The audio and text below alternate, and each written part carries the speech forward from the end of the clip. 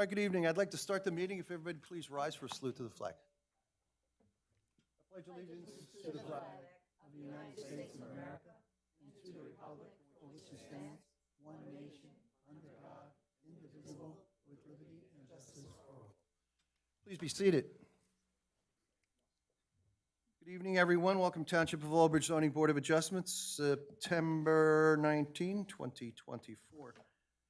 Adequate notice of this meeting of the Aldridge Township Zoning Board of Adjustment has been provided in accordance with the Open Public Meetings Act at least 48 hours prior to the commencement of the meeting by prominently posting in the municipal complex an announcement giving the time, the date, and the agenda of this meeting, mailing such announcement to the Home News and Tribune, filing a copy of such announcement with the municipal clerk, and also by posting the agenda on the municipal website. Ms. Porcelli, could we have a roll call, please? Sure. Ms. Andrews? Present. Ms. Chevalier? Here. Mr. Izzo? Here. Mr. Scogno? Here. Mr. Stoner? Absent. Ms. Testaverde? Here. Mr. Victoria? Absent. Mr. Singh? Absent. Chairman Sullivan? Here. Just a couple housekeeping items. If everyone, I'm sure everyone has one of these little tiny devices. Please mute it or turn it off so it doesn't interfere tonight with the testimony. Secondly, we are being televised on cable TV channel 15 live here within the township, and also simultaneously with YouTube Live. For those watching at home or here, if you ever want to refer back to the meeting, you can find those meetings as well as all municipal meetings on YouTube Live, on YouTube. The agenda, if you have in front of you, we're going to just change it a little bit. There are 4 items on the agenda. We're going to start with items 3 and 4 tonight, only because they apply to C variances and not to D variances. So we're going to move forward with them. I'm going to ask the board concerning minutes of September 9th, 2024. That's item number 3. Hopefully everyone had a chance to review them. Absent any comments for additions, deletions, I would ask someone to move them for adoption. Testaverde. Is there a second? Second, Scogno. Mr. Scogno seconds. Roll call, please. Ms. Andrews? Yes. Ms. Chevalier? Yes. Mr. Izzo? Yes. Mr. Scogno? Yes. Ms. Testaverde? Yes. Chairman Sullivan? Yes. Okay. This time we're going to swear in our professionals concerning their testimony this evening. Mr. Cheney? Do you solemnly swear the truth of the testimony for which you're about to provide? I do. Thank you. Mr. Dargy, would you identify yourself, please, on the record? Certainly, Mr. Chairman. Rakesh Darji with Environmental Resolutions, Zoning Board Consulting Engineer. Thank you, sir. Mr. Holliday? Yes, Daniel Hallahan, I'm Township Zoning Officer. Thank you very much. All right, having said that, we're going to proceed then. We'll turn the page on the agenda, and we're going to go to the back first. 36-2024Z, it's Chandraka Panahathata. I'm going to apologize in advance for the way I pronounce that. I didn't mean any disrespect, but I have a little hard time with that. EDO 3 zone, this is low, medium density, it's R20. It's block 7128, lot 12, 25 Hibiscus Court, Old Bridge. This is in reference to a fence requiring a C variance. The applicant proposes a 6-foot vinyl fence, a portion of which is proposed to be in the front yard where only a 4-foot and 50% open fence is permitted. Is someone here representing? Sir, please come forward.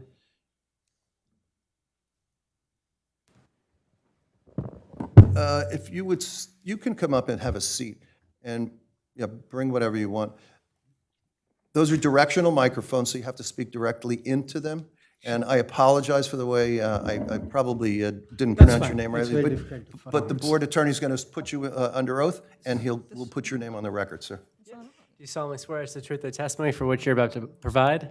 Yes, true. Yeah, and can you say your full name? My name is Chandrakant Ponatota, and last name spelled as Ponnathota. All right, thank you, sir. You can be seated. You're not represented by any counsel, and I don't think you have any professionals with you this evening, right? So you're prosecuting this application on your own? Yes. Okay. The board has some information as to the survey, et cetera, and we know basically what you want to do. But what has to happen, this is a quasi-judicial proceeding, so there are certain things that you have to put on the record. and the board can make the decision based on what you put on the record. We're going to ask our professional why this is in need of a variance. Our board members may have questions for you. You may have questions for us. I'll finally go and I'll have to open the public to a public portion for any comment, should there be any. Absent that, we're going to come back to you, at which time I'm going to ask you if you want us, the board, to take a vote. Okay. So you can proceed at your own pace. Tell us what you want and what you think is important to us. We may have some questions after. Yeah. So I took this property in 2022, thinking that it's a bigger lot and paid a lot of money for the premium for the lot too. And the main reason for taking this lot. Just back off a little bit, yeah, because you're getting some feedback. Thanks. So the reason I took this lot, as I told you, was I have a small kid and I want to have a big play area. The problem now is because if I don't have a 6 feet, so the security problem is one reason I'll be having. And the other one is the privacy issue, because the one that goes towards the road, That's a picture of your corner right there, the right? one that shows the road. So there's your a house, windows there. as we look at that picture, your driveway faces out to this side. Yes. And So you're talking about a fence around the other side, right? yes, the other side. And do you have children there in the home as well? Yes. Okay, so the reason you want to put up a fence is for privacy, correct? Privacy and security also. And security. Because that's mine is like, if you see on the other side, it's all empty space. And I'm pretty sure, I'm a little worried that if any of the animals or anyone can jump into the house when the kids are playing. Okay. In fact, there's several houses near you that have fences up already, right? Yes, they are. Okay. But mine is a different scenario because mine is an inward. Is there any pictures or anything you want to show the board? No, I don't. Okay, anything else you want to tell us right now? And I'm not, you'll have time to tell me anything else, but right No. now, let me ask Mr. Hollihan why you're here, okay? Mr. Hollihan? Yes, thank you, Chairman. Yes, so the applicant is here tonight seeking, it's actually 2 separate C variances, one for the fence in the front yard, where he's proposing 6 feet where a 4-foot open fence is required, as well as a gazebo in the front yard where no accessory structures are permitted. I know the gazebo was made part of the application, but it wasn't on the denial letter, it was added afterwards. But it's 2 separate C variances, one for the fence and then one for the gazebo. And why for the gazebo? Is it, The same logic as the Only fence because where it's- it's in the front yard, yep. Yeah, gazebo is just an alternative because they told me that if I have it, can I talk? Is it okay if I can? Yeah, so the reason why I included gazebo was they said that if you include everything into one application, you don't need to go for the second variance one more time. so when the board, when Mr. Hollihan is talking about a front yard, it's not the front of your house, but because of the arc or the semicircular design, that becomes part of the front yard, Mr. Hollihan? Essentially, yes. Yep. So, sir, because the irregular shape of your yard? Yes, because of my shape of the yard. Thank you. Let me see if the board members have any questions. I'll start on my left. Your the gazebo is designated in the square that's cut off with the word lot?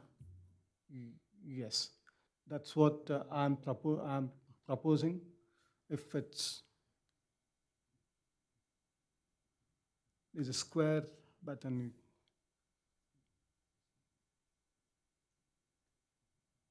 Where's the, on the diagram, Mr. Hollihan, is it the square in the back?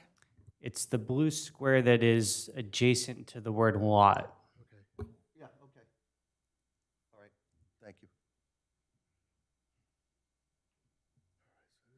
Did you get any, you got anything further, Mr. Rizzo? Not yet, no.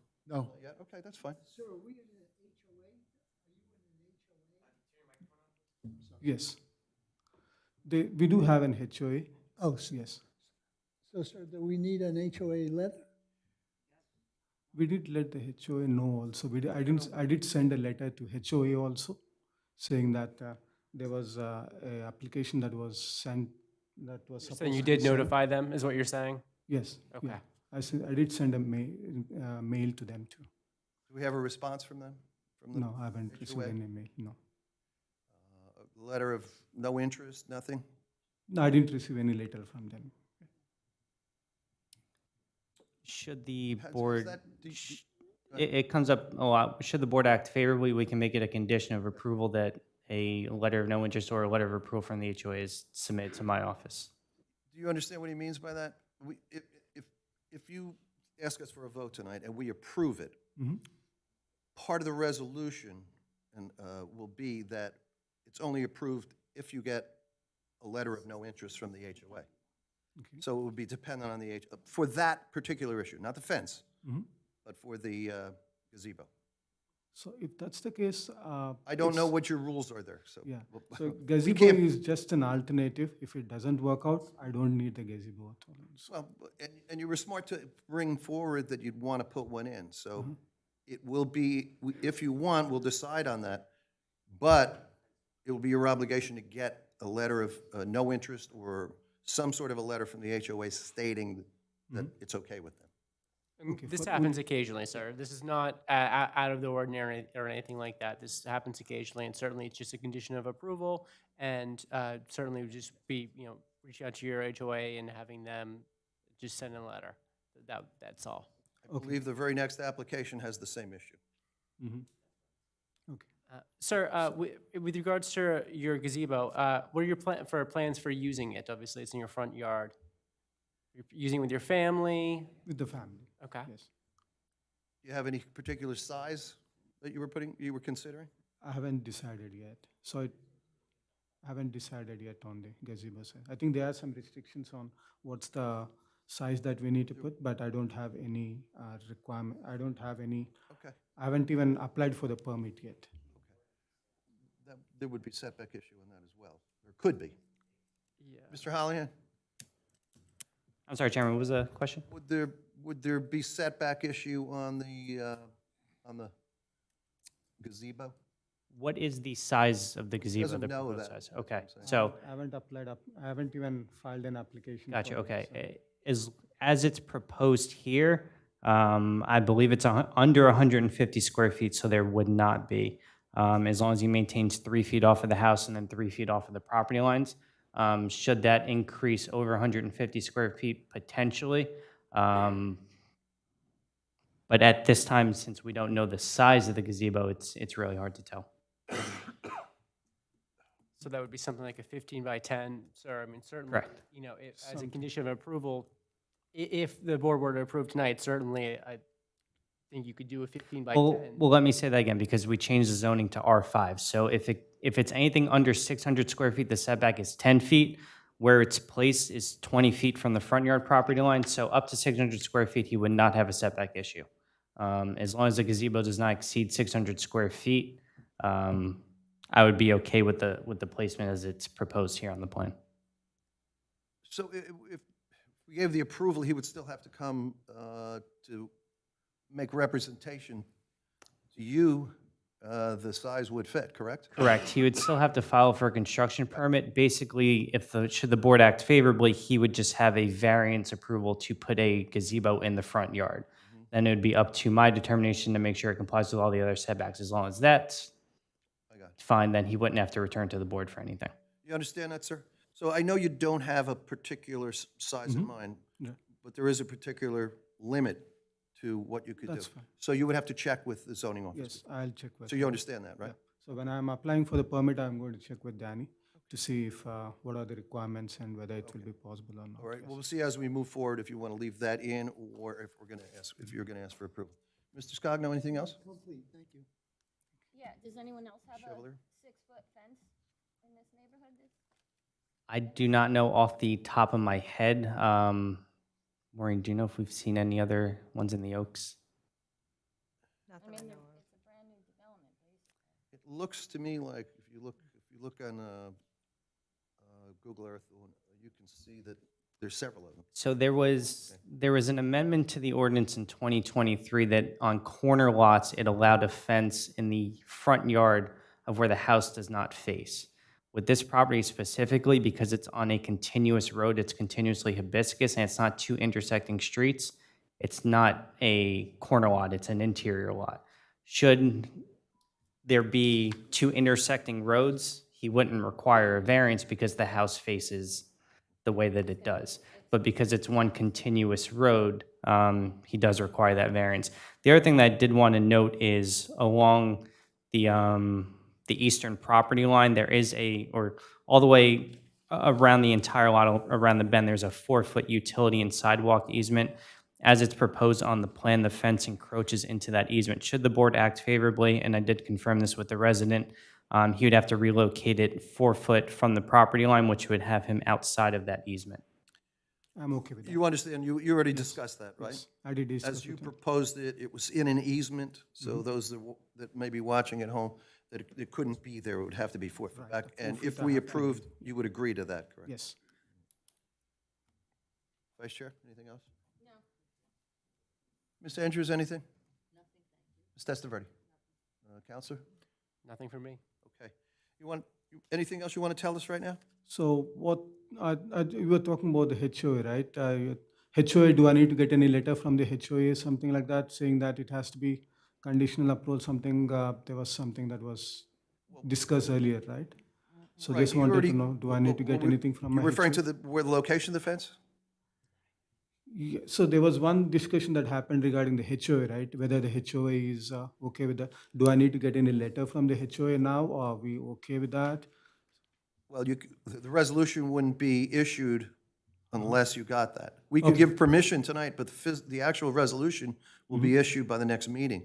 So that's why you would have to get that before that. Okay, before I the will send out resolution. an email to them to Okay, provide us a letter. all right. Anything else you want to tell me now? That's it. I'm going to go to a public portion at this time. Okay, sure. 36-2024Z, the physical location is 25 Hibiscus Court. It's Block 7128, Lot 12. If anybody has any comments or questions concerning this matter, please raise your hand or stand. All right, no one has. I'm going to close the public portion. Any final comments you want to make, sir, before I'm going to ask you if you want us to take a vote? I'm good. All right, Mr. Chairman, go ahead. Mr. Holland, the curb, what was that? On the diagram, the dots, that's your,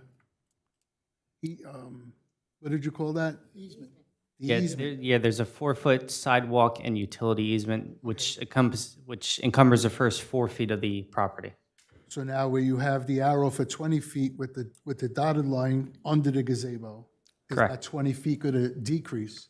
No, so the dotted line under the gazebo is the building setback. That's not applicable to this application. It's the line closer to the bold black line.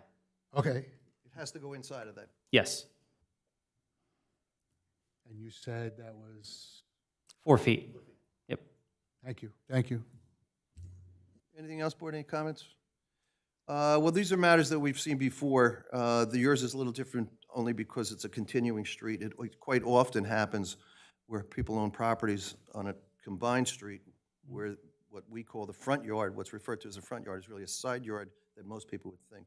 So this is not that unusual. I know that you've stated that you want this for privacy matter, you have children and for security. I think that's probably well stated, and I know it's a brand-new development. I did take the time to kind of view, and I've seen other fences there. I don't think it's a heavy lift, and, you know, I could probably support your application. We'll see how the board votes, okay? I'm going to take a vote at this time if there's a motion to. Sure. This, Mr. Cheney, this is a C1, is it not, for? Yeah, BC1. Yeah. It's C1, the hardship due to the irregular shape, right? Correct. It's, yeah, regular shape. Yep. Okay. This is for 6 foot where 4 foot is allowed in the front yard. We'll do that first, and we'll do this gazebo next, so we don't confuse the two. Maintaining outside of, you have to be, I should say, inside of the right-of-way. The 4 What's feet. the water, did you say utility? And the side? It's a sidewalk and utility easement. Okay, so we understand that, Yes. board? Someone want to move that for approval? Testaverde. Is there a second? Second, Scogno. Roll call as to the C1. Ms. Andrews? Yes, based on the conditions. Ms. Chevalier? Yes, with the letter from the HOA. Mr. Izzo? Same, yes, with a letter. Mr. Scogno? Yes. Ms. Testaverde? Yes, with the letter. Chairman Sullivan. Yeah, as to any of the stipulations that we put in, you're gonna have to get a letter, and you'd have to stay inside of the easement. You can't do that. I would vote in favor of that. As to the other C variance for the gazebo in the front yard, is that going to be a hardship as well because of the design of the property? Yeah. Okay. It'll also be a C1 board, someone in favor and moving, and again, upon approval, it doesn't mean you can just do it. You have to do it by size, so check with the zoning office if you choose to do that, but you would, if we granted, you would have permission as long as they approve it. Okay, you understand that? Yeah. Okay. So does this require the HOA approval also for this one? The HOA approval you have to get because of the fence, For the fence only? right? Okay. This you have to get because of where you're gonna put it and how I big get it is. Someone interested in moving the C1 for the gazebo? Izzo. Is there a second? Roll call, please. Was that Ms. Andrews? Yes, was. with the condition. Ms. Andrews? Yes. Ms. With the Chevalier? condition. Yes. Mr. Izzo? Yes. Mr. Scogno? Yes. Ms. Testaverde? Yes. Chairman Sullivan. Yes, it's great when people improve their own homes. I know it's a new home, and it's a nice development, and I'm sure you want that privacy for your family, so my vote is yes. The resolution would be available by next month, okay, sir? Okay, thank you. Thank you very much for coming before the board. All right, we'll move on to the next item. It's 38-2024Z. It's Michael and Julianne Passera. This is the medium-high density R15 zone, block 12000.21, lot 8. The physical location here is 16 Jasmine Road, Mattawan. This is for an addition. Applicant proposed an addition to the existing structure of the home. Mr. and Mrs. Passaro, yes? Okay. And you have a professional with you, I'm assuming? Yes, sir. All right. Why don't you two sit over here and let the professional go over there, and that way you can share that microphone. Are both of you going to testify? I would suggest that you both get put under oath, just in case you... Just in case, either of you want to chime in at any point, it just works. I don't know who was supposed to testify, but it always happens that the other spouse is going to do that, one way or the other. Board attorney will swear you in. You raise your right hand. Do you solemnly swear as the truth the testimony for which you're about to provide? And then, just for the record, can you each state your full names? Hold on a second. Push the button, and it should turn green. There you go. Julianne Passero? Michael Passero, Thank you. Jr. Sir, Jason Pice, architect? you're testifying as an architect, sir? Correct. Can I just have you briefly just put qualifications on the record? What? Can I just have you briefly put your qualifications on the record? Licensed architect in New Jersey, New York, Connecticut, Rhode Island. I went to NJT with a Bachelor of Architecture. I've testified here before. Thank you. Yes, you have. You're going to put him under oath as well? Yeah. Do you solemnly swear as the truth the testimony for which you're about to provide? I do. And thank you. And can I also just have you just spell your name? Yep. P-E-I-S-T. What was the first name, sir? Jason? Okay. Mr. and Mrs. Passaro, how are you going to handle this? You want to turn it over to the professional, let him do the talking, or do you want to start out? Basically the same thing. You want to tell us what you want to do, why you want to do it, what's going on. I'll tell you. You can bring that up in front of you, yeah. Yeah, we're putting a small addition on the rear of our home to add an additional bedroom and some bathrooms so that other portions of our home can make room for some of our more elderly family members when they visit, like, all the grandparents that are getting up in age, yeah? So the design that we have requires us to, or what we want to do is to go back into the yard, and it takes us beyond, say, the buildable area of the lot. We want to keep a continuous straight line on the house for aesthetics, and also to maximize the amount of space that we can put in the house without eating into the space of the usable backyard for our kids and family for barbecues and family-oriented stuff. Okay. Anything you want to add, ma'am, at this point? No, not this time. Well stated, and those matters have been brought here before often. When, as we age, obviously our parents, should they still be alive, they somehow come back to roost with us, right? And it's admirable for families to do that. I'll turn it over to the architect at this point, sir. Yeah, so I met with the client. We decided to go off the back. One of the big things we wanted to do is to maintain the backyard. To fit within the setbacks, it would take a lot of the backyard space that they have. The lot does have a taper towards the back, so we wanted to align with the existing edge of the house.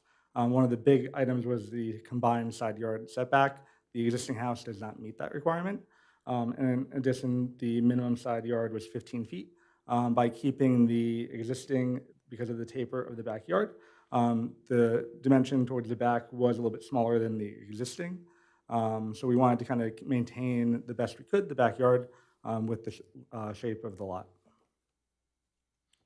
And what's the total size of the addition? I'll tell you in 1 second. I'll tell you in 1 second.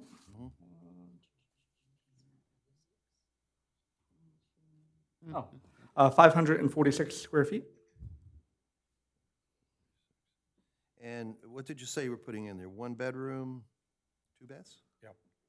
1.5 bath. One half.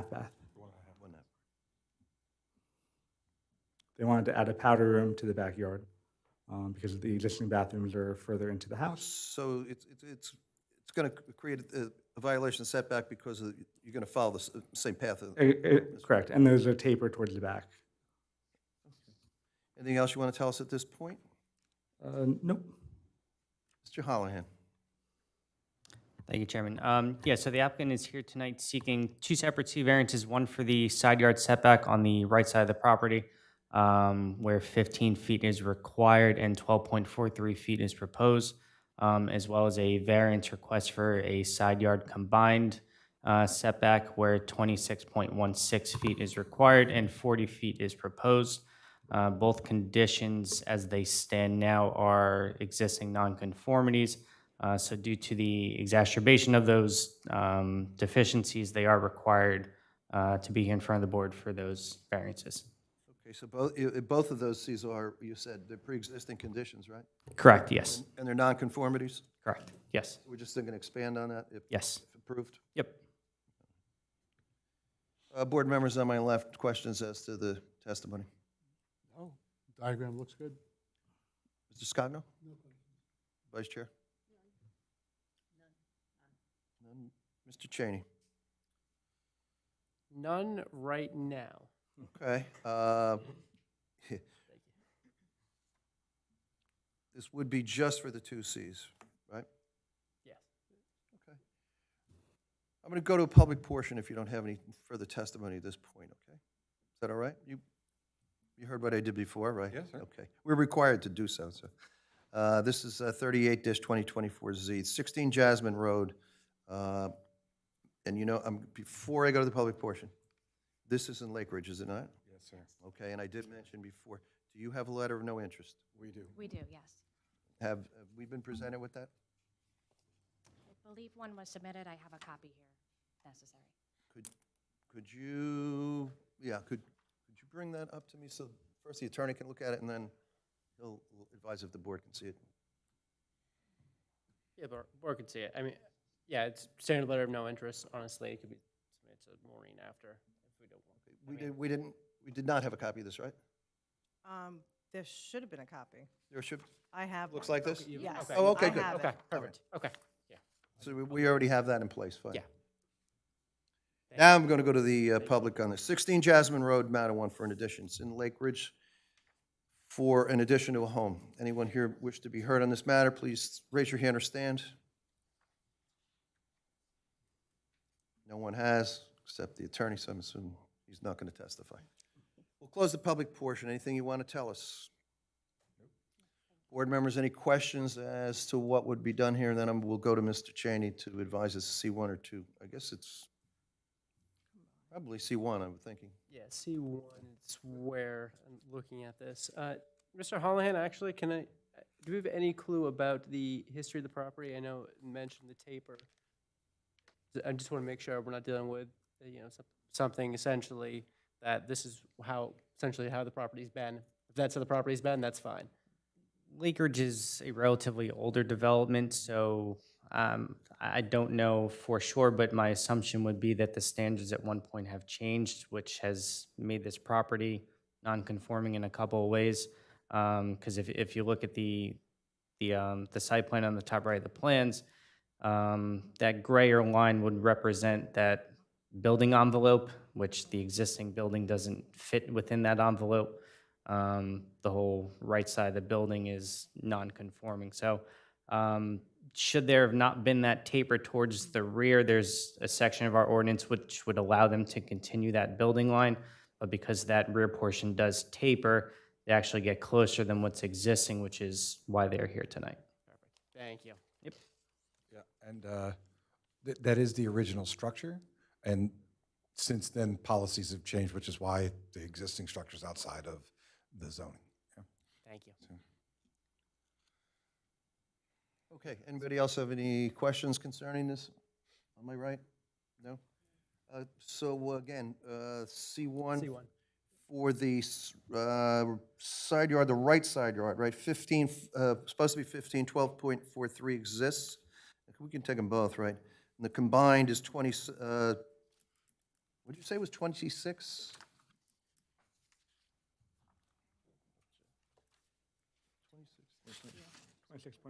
26.16. Yeah, 26.16. 26.16, where 40 is required, right? Yes. All right. Or 40 is required, 26.16 is proposed. Yes, yes. Board members, we can combine the two Cs at once. Someone interested in moving? Izzo? Is there a second? Testaverde. Mr. Izzo, Ms. Testaverde. Roll call, please. Ms. Andrews? Yes. Ms. Chevalier? Yes. Mr. Izzo? Yes. Mr. Scogno? Yes, Ms. Testaverde? Yes. Mr. Singh? Yes. Chairman Sullivan? I reiterate, it's admirable when people do that for their loved ones. My vote is certainly yes. There will be a resolution available for you by the next meeting. Okay, you don't have to appear for the next meeting. All right? Good luck on your build. Thank you very much. Thank you very much. Thank you, sir, for testifying, and you as well. You need time set up? No, you're good. You can go. Yeah. Okay. Yeah. Have a good night. You're not on that, right? Okay, I'm going to call in the, I'm sorry?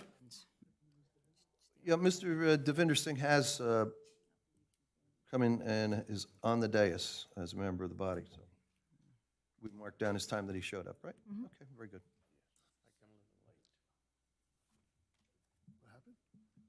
All right, this is matter 11-2024Z, Carol Baker. This is low-density zone R30, block 11238.13, lot 1.13. Physical location is 180 Amboy Road, Manawan. This is for an addition to a single-family home.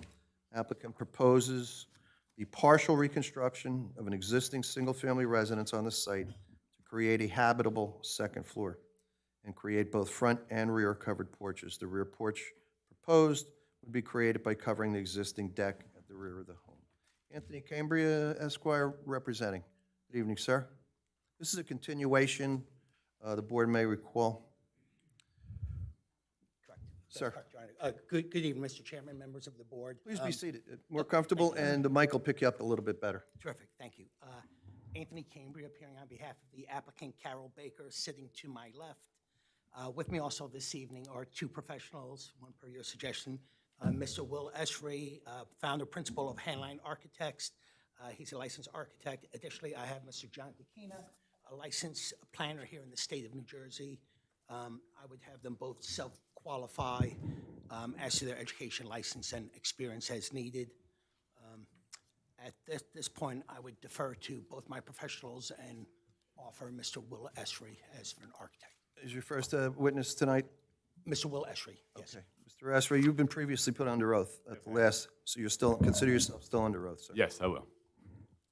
Fire right in, you're still under oath, right? He is. So fire right Roger that. All right, okay, so I'm going to jump right in then to the questions that came and the comments that came and what we're after here. If you So- just, give a real brief overview to the board for just a, so we can quick jar their overview- memories. Quick overview, we're adding a second floor to an existing structure that was dilapidated, increasing the FAR, and we're actually increasing one of the one of the non-conforming side yard setbacks and asking for a variance for side yards and rear yards for this structure. The house was in pretty bad disrepair when they started doing the renovation, and there were portions of it that needed to be torn down for safety reasons, and here we are. So we're increasing the floor area ratio of the property. The calculations that were given originally, there were a few errors that were addressed by the board engineer that we went back and found and corrected. The actual existing home that was there prior to anything that we had done is 1,912.4 square feet. And then the proposed renovations, we're adding a small section to the first floor where we're renovating the front porch area and a laundry room as well, which increases our first floor to 1,471 square feet. And the addition of a second floor over the major portion of the house is in another 1,933.9 square feet, which brings us up to 3,405.4 square feet. Those numbers, when we divide that by the lot area, brings us to the 0.21 floor area ratio that we're asking our variance for. Addressing some of the inconsistencies that were on the bulk board and the lot, there were some notes that called out the front yard setback, and we were using the edge of pavement number versus the center of the street. This is a very interesting lot, in my opinion, having the actual property line go to the middle of the road. So we corrected that. And I'd like to bring out an exhibit for you guys that we brought up, a color map showing the changes and approach. Thank you. You could just pass them up to one of us and we'll spread them out.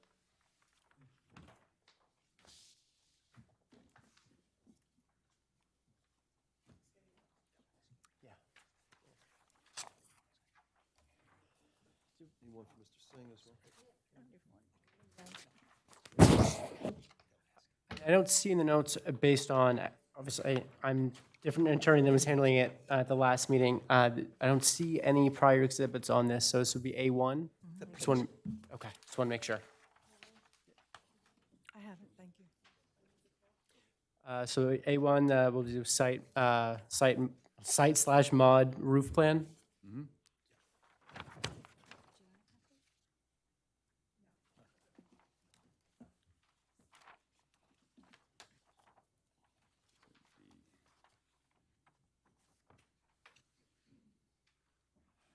So I'm going to address letter D from the planning comments on page 4 of 7.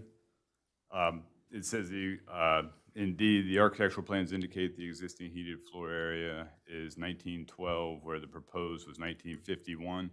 That was one of the errors that was in the block. That just showed the addition of the square footage at the front porch, whereas it just didn't get typed in correctly at that point. It is now corrected, showing the numbers I referenced earlier. 1933.9, right? Yes. Okay. Yes, that's correct. So then jumping down to E, we'll leave that for our planner. And then I guess I'd like to move to the bulk variance questions at that point. So in the bulk variance, the principal side yards, we are changing our side yards because we're adding a roof to the rear deck of the house, which changes that deck to a principal structure. So our side yard changes from the existing 9 feet that was there prior to us. And by adding the roof over that porch, our side yard is now shrinking to 7 feet 10 inches, which it is today, or was prior to the demo. It was already there, but since we're adding the roof, I need to call that out as a principal structure, and that would be the new proposed side yard, increasing there. And then the principal rear yard building, since we are increasing that principal structure by adding the roof, that is also decreasing our rear yard setback that we're asking a variance for, where I believe 75 we're proposing 61.42 thereabouts. And moving down from there, applicants provide testimony. So, general 3. The reason that we're doing this is the homeowner's daughter was taking possession of the property, and with the family growing, providing spaces and safe structure for a new family. That was the main goal. And we agree the existing structures are to be rebuilt safely, and the garage that is still there is deemed structurally sound. And so moving further down to the engineering comments, the new drawing shows a turnaround in the driveway that was requested of us in the last meeting, that we should show a turning radius for a vehicle that could back out of the garage and turn around and approach the road moving forward. So we've addressed that. We sort of deviated. I said one of the comments asked us to move to the south side, it seemed, of the property for that turnaround. Looking at the site, there is a swale on that south side, so we opted to move to the north side where there was more yard. We moved the turnaround to about 35 feet from the garage to allow a little bit of front yard and some landscaping, and to give them room to not mess with the stairwell that goes to the actual front porch. And then jumping down to the soil bore question, there was a question regarding where the soil bore was done. That's shown on the drawing now. There's a call-out target for the approximate location. When the driller was there, that was the closest he could get to the foundation at the time. So he drilled there and was able to produce the documents that we needed.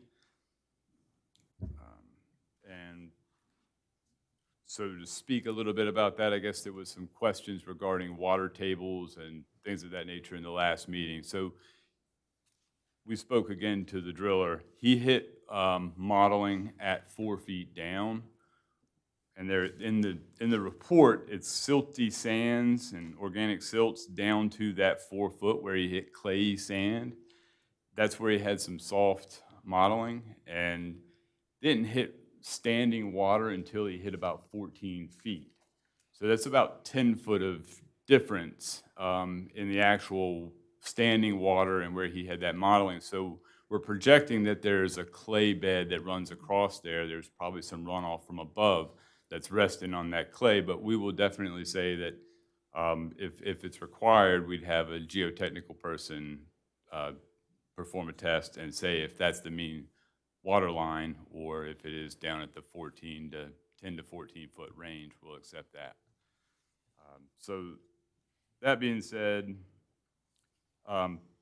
we'd like to move forward with the basement proposed, because there is no water in that swale to the south side of the property, which is down to about the point of the basement area. Moving forward from there, one of the questions that came up was the roof leaders and gutters. So we would definitely want to put the all roof water, all leaders will go into recharge pits or into French drains. There is a culvert down the street slightly, right here, right at the edge of pavement. It's a little ways over, so in order to get a sump pump or to have our recharge pit feed into that culvert, we'd need to get a road opening, and it would be a lot of work. So my suggestion is we'd like to put a recharge pit designed by an engineer to mitigate any water from the roof and the sump pump into a recharge pit on property, on site. And number 7. Number 7 asked us to revise the retaining wall that was called out by the actual surveyor, which is actually some railroad ties and landscaping, not really retaining much, but about 7 to 8 inches of dirt beside the edge of the driveway. The driveway is going to need to be paved, especially if we're going to work on this turnaround edge. So we would, again, use ties to hold back the grass and plantings and leave a nice clean edge, sloping the grade as necessary to not have too much of an edge for a vehicle to run over and damage. And then And that addresses number 8 as well. And I believe that was everything for me, if you have any questions. All right, thank you. Mr. Dargy. Thank you, Mr. Chairman. I do have Ms. Savant and then Ms. Shapiro's report. I did get a chance to review it this evening, and the testimony of the applicant's professionals provided addresses a lot of the comments in their memo. Just a few things real quick regarding the soils. I do agree that we should probably have a geotechnical engineer evaluate the soils. If you have modeling at 4 feet and then you don't hit at water until about 14 feet, if there's something holding that up, we do need a geotech engineer to actually say that. And also, likewise with the recharge pit, if you're going to have a recharge pit to take the stormwater from the roof leaders, that also needs to be, again, sized and designed by a licensed engineer. Also, the water table issue also comes into play with that as well, because we need to make sure that that recharge pit is located with the proper separation. 4 feet isn't great, because then you won't have the volume. But if the geotech engineer indeed determines that the water table is deeper, then you might have the depth. But then again, the heavier soils that are holding the water up, that's causing that modeling, may also cause the recharge pit also to not infiltrate and cause the same issue. So that's something that's a little complicated that does need to be evaluated and signed off by a geoengineer. You might wind up having to actually, discharge that out to the culvert anyway, because you don't have the proper conditions for that recharge to happen. But either way, that's something that should, if the board acts favorably, should be a condition of the approval. I do agree with that. The turnaround, it looks good. Actually, I agree with the applicant's architect about the location of the turnaround. It's a logical location. When you look at the street view, there is a swale along that side, so it really wouldn't be great to put it on the other side. The impervious coverage is increased slightly, so we'll need to, or I should say the landscape ratio is decreased slightly, so we'll need to make that adjustment to your landscape ratio. Let me just find the table here real quick, I apologize. What's the middle landscape ratio here? What's the required? So you're already below the required landscape ratio, so you're going to exacerbate that a little bit. So that's variance relief that you'll need tonight from the board. Approximately how much impervious did you add there? Do you know? So we calculated again, and just playing with the driveway, it seemed like we were still back in there. Did you reduce impervious somewhere else then? Oh, no, existing non-conforming. I'm sorry, I was thinking about another Okay. situation. Project. 200 square feet, plus or minus 200 square So feet. 200 square feet, and the size of the lot's about 16,000 square feet. So it's a slight decrease in that landscape ratio. I can calculate that if the board wishes. Be listed on, under the zoning information, I think, down at the bottom, Mr. Dargy. Right, but that's going to go down even further with that, though. So it should be another 0.0125 less than what's listed. Mr. Taikita is going to cover the planning comments. That's all I have, Mr. Chairman, as far as the applicant's architect goes. I think the comments from Ms. Shapiro, the engineering comments, have been addressed. Thank you, Mr. Dargy. Counselor, your client would agree if we're in approval that there would be an evaluation by geotech engineering on the recharge pit? Absolutely. Yes. All right, board members, questions of this witness, the architect? None? You're gonna install French drains, and then discharge that out? Is that correct? That would be the goal, Yeah. a French drain or an actual designed recharge pit, or French drains to the recharge pit. Yeah. Excuse me? I had that similar situation, and when the storm knocked out not only the power, so that knocked out the sub pump.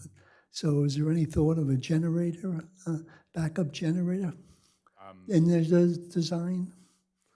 Not yet. Okay, something to consider. Definitely something to Good, Mr. Scogno? And I'm assuming that that would be covered by the engineer, right? Who would make that recommendation? Not as to whether it should, French drain should go to a pit or not. Yes, that's also covered in the memo as well. Right, That's okay, correct. thank you. Vice Chair? No, I have none. Ladies on my right? None. None? Okay. Want to go with your next witness? Please. Thank you. Counselor, did you have anything? Nothing for me. Not yet. Thank you, though. Is that Mr. John Takena, licensed planner? You solemnly swear as the truth of the testimony you're about to provide? I do. Thank you, sir. And then can you just spell your name for the record and just put your qualifications on the record? Sure can. My name is John Tykena, T as in Thomas, A-I, K as in Kelly, I-N as in Nicholas A. I'm the principal of all things planning and development in South Brunswick, New Jersey.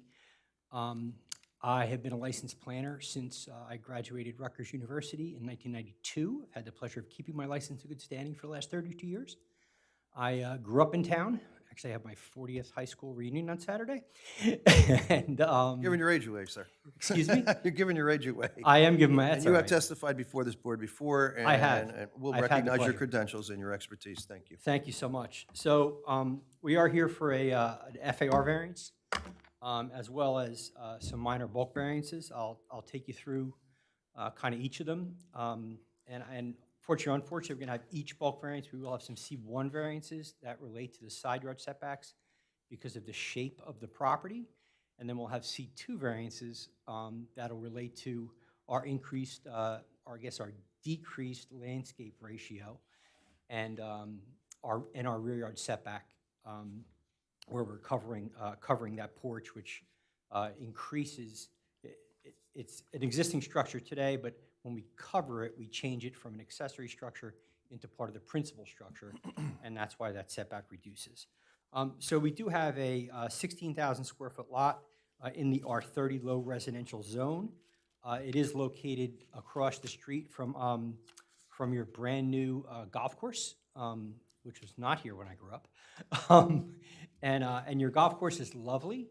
And the nice thing about your golf course being lovely is all of these soil concerns that we're worried about, we don't have to worry about. That soil is gorgeous. So I'm very confident that our geotechnical engineer will be able to address all of those potential concerns. So we do need some variance relief for, as I said, we have some existing conditions, obviously lot area, lot width, they're not going to change. Our principal building rear setback is going from 69.81 to 59.92, as indicated in the planning and engineering memo. And we also have a side yard setback that is going from an existing 9 feet to a proposed 7.89 feet, again, as cited in the planning and engineering memo. And that both of those are because of covering the existing porch. And the house and the lot lines are not parallel. So when you extend back, we get a little bit closer to that side property line, and that is they are going to be our C1 variances. Likewise, our combined side yard setback is reducing a little bit. That will also be a C1 variance. We were able to eliminate the variance for a side yard setback for the deck. That has been superseded by the principal setback, and likewise, the accessory rear yard for our existing sheds will stay at its. Will stay at their existing 9.81 feet. Finally is the FAR variance. The requirement is 0.14. We're proposing 0.213 for. It's a 1,900 square foot roughly addition that corresponds to add a little bit of an addition on the first floor where we're enclosing, I guess, what used to be a porch, and we're putting a little laundry room on the first floor. And then the balance of that is just adding the second floor on top of that. And in speaking with Will, we're being a little conservative on that calculation. We took the entire area of that second floor, but as indicated by the architectural plans, some of that is going to be quote unquote below the eaves. So again, I think that's going to reduce it, but for ease of calculation and conservancy that we don't have to come back, we did just take the whole area and make sure that we addressed it all together. And that is the FAR variance. And then finally, we did talk about this landscape ratio that is going to decrease further by about 200 square feet. So that will be, it will go from 0.6261 to 0.613. That the 0.125 that we talked about. So in terms of our D4 variance, our D4 variance is not like a use variance that you're typically used to. We don't need to show particular suitability. We don't need to show the enhanced proofs. The standard of it is much like a conditional use variance, where we need to show that the property still appropriately accommodates the proposed additional FAR, even though we are in addition to the FAR. We will also need to show special reasons for advancing purposes of zoning. We'll talk about how we accommodate it, and then, of course, with all of our variances, we'll talk about negative criteria. And I'll hold my negative criteria for the end, because all the negative criteria will also cover our C variances, and we're only going to say it once to be a little efficient. So in terms of our special reasons, I'd submit to you there are three. Purpose E, to promote the establishment of appropriate population densities that will contribute to the well-being of persons, neighborhoods, and communities, and the preservation of the environment. G, to provide sufficient space in appropriate locations for a variety of agricultural, residential, recreational, commercial, and industrial uses in open space, both public and private, according to their respective environmental requirements, in order to meet the needs of New Jersey citizens. And I, to promote a desirable visual environment through creative development techniques and good civic design and arrangement. And Will actually did himself a little bit of a disservice, because I think he did a really nice job with the elevations. It is an attractive home, as you've seen from the submitted plans. Again, it was a little bit dilapidated before. It is now, part of it has been demolished for safety reasons. But again, I think we're going to pull all that together nicely to give us a very nice and attractive home on Amboy Road, especially with the investment the township made across the street and your new golf course. And then, of course, we have Vale Road next door, and that new neighborhood that was constructed not too long ago. So you have new homes that are immediately adjacent to us, and we're going to be much more in keeping with that aesthetic, which is desirable. The site can accommodate it. Again, this is the home was there, covering roughly this area. We're just adding a second floor, so we're not adding a lot of the environmental concerns you'd have with additional coverage, et cetera. Our actual footprint increase is very, very minimal. Again, some of it's covering existing porch, some of it's covering existing deck, and again, it's going up. That is adding the FAR. It is also a very deep property at 214 feet. So we've been able to extend the property to the rear, which is the home to the rear of the property, which again is where it can be accommodated because of the depth. The challenge there is because our house and our line isn't parallel, we kind of get squeezed by that side yard. So that is one of the reasons why we did end up with that variance there. Additionally, we do have a substantial front yard setback. I think the addition of that turnaround is ideal. And the memo talked about a landscape wall, et cetera. The direction that we're going, it was literally one landscape tie. It was 6 inches. We'll be able to just grade that out and have that done smoothly when the driveway is repaved, and add that 200 feet, and it'll be a nice safe exit out onto Amboy Road for our residents.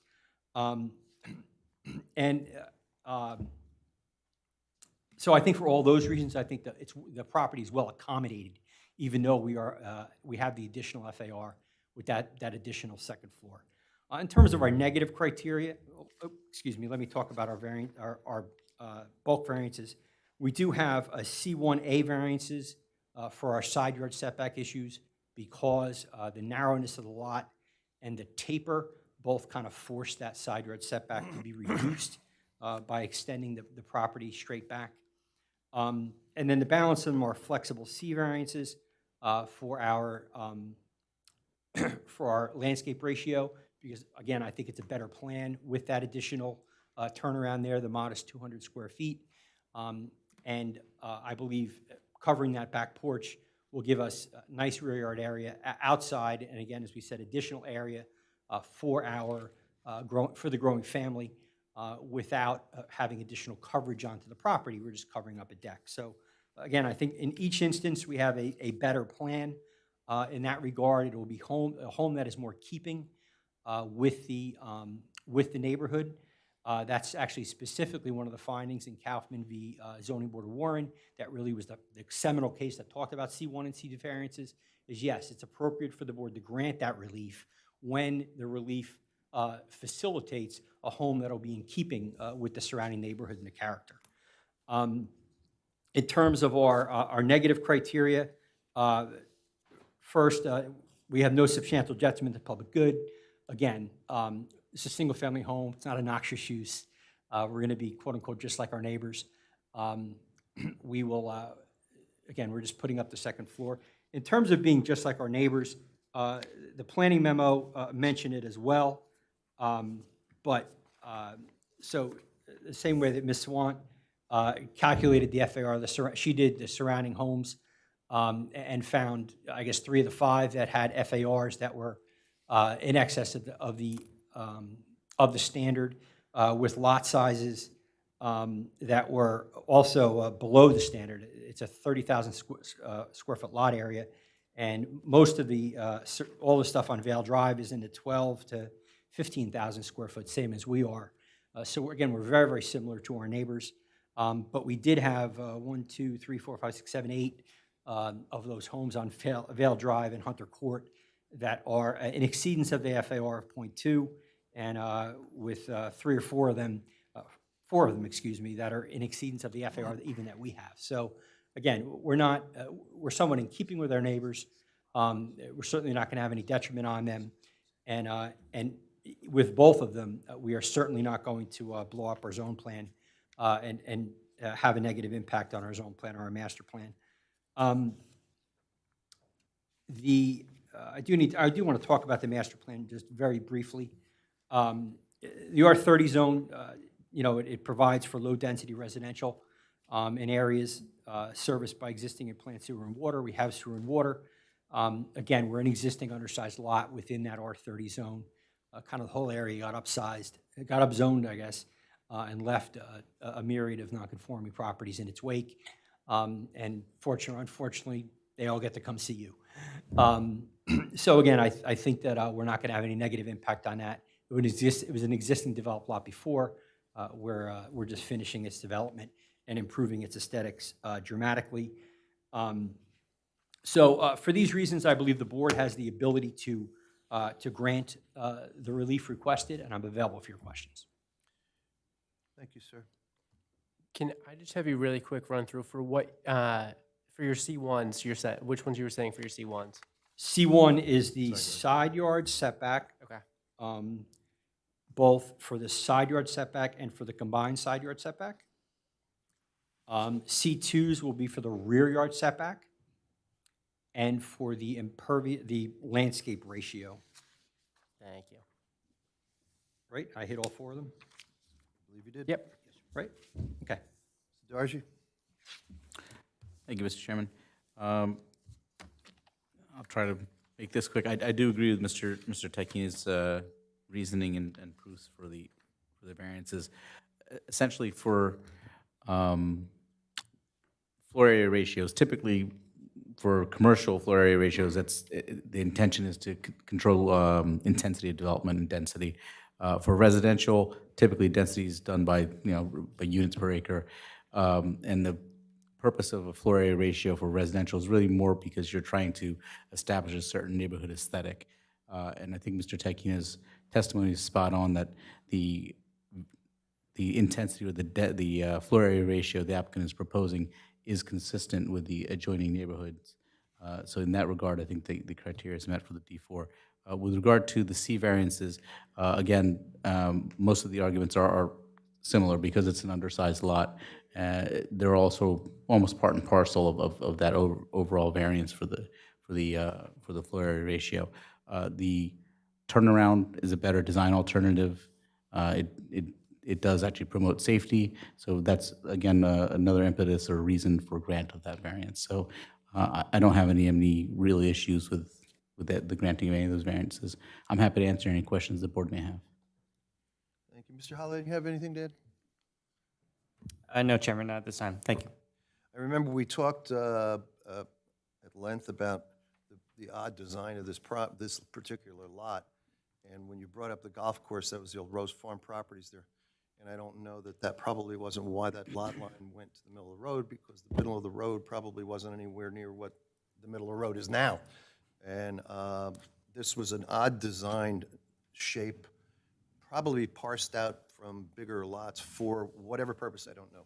Whether it was for maybe employees, maybe it was for some other reason, but I think it dates back to that. I agree. And I would agree that this is a very efficient use of this property. Ironically, just the other day on Monday, I drove by there, and I happen to go by that area often because I live in that area. And every time I go by, I'm saying, I hope they can get this thing going. And I did plan an outing, by the way, and the course is great.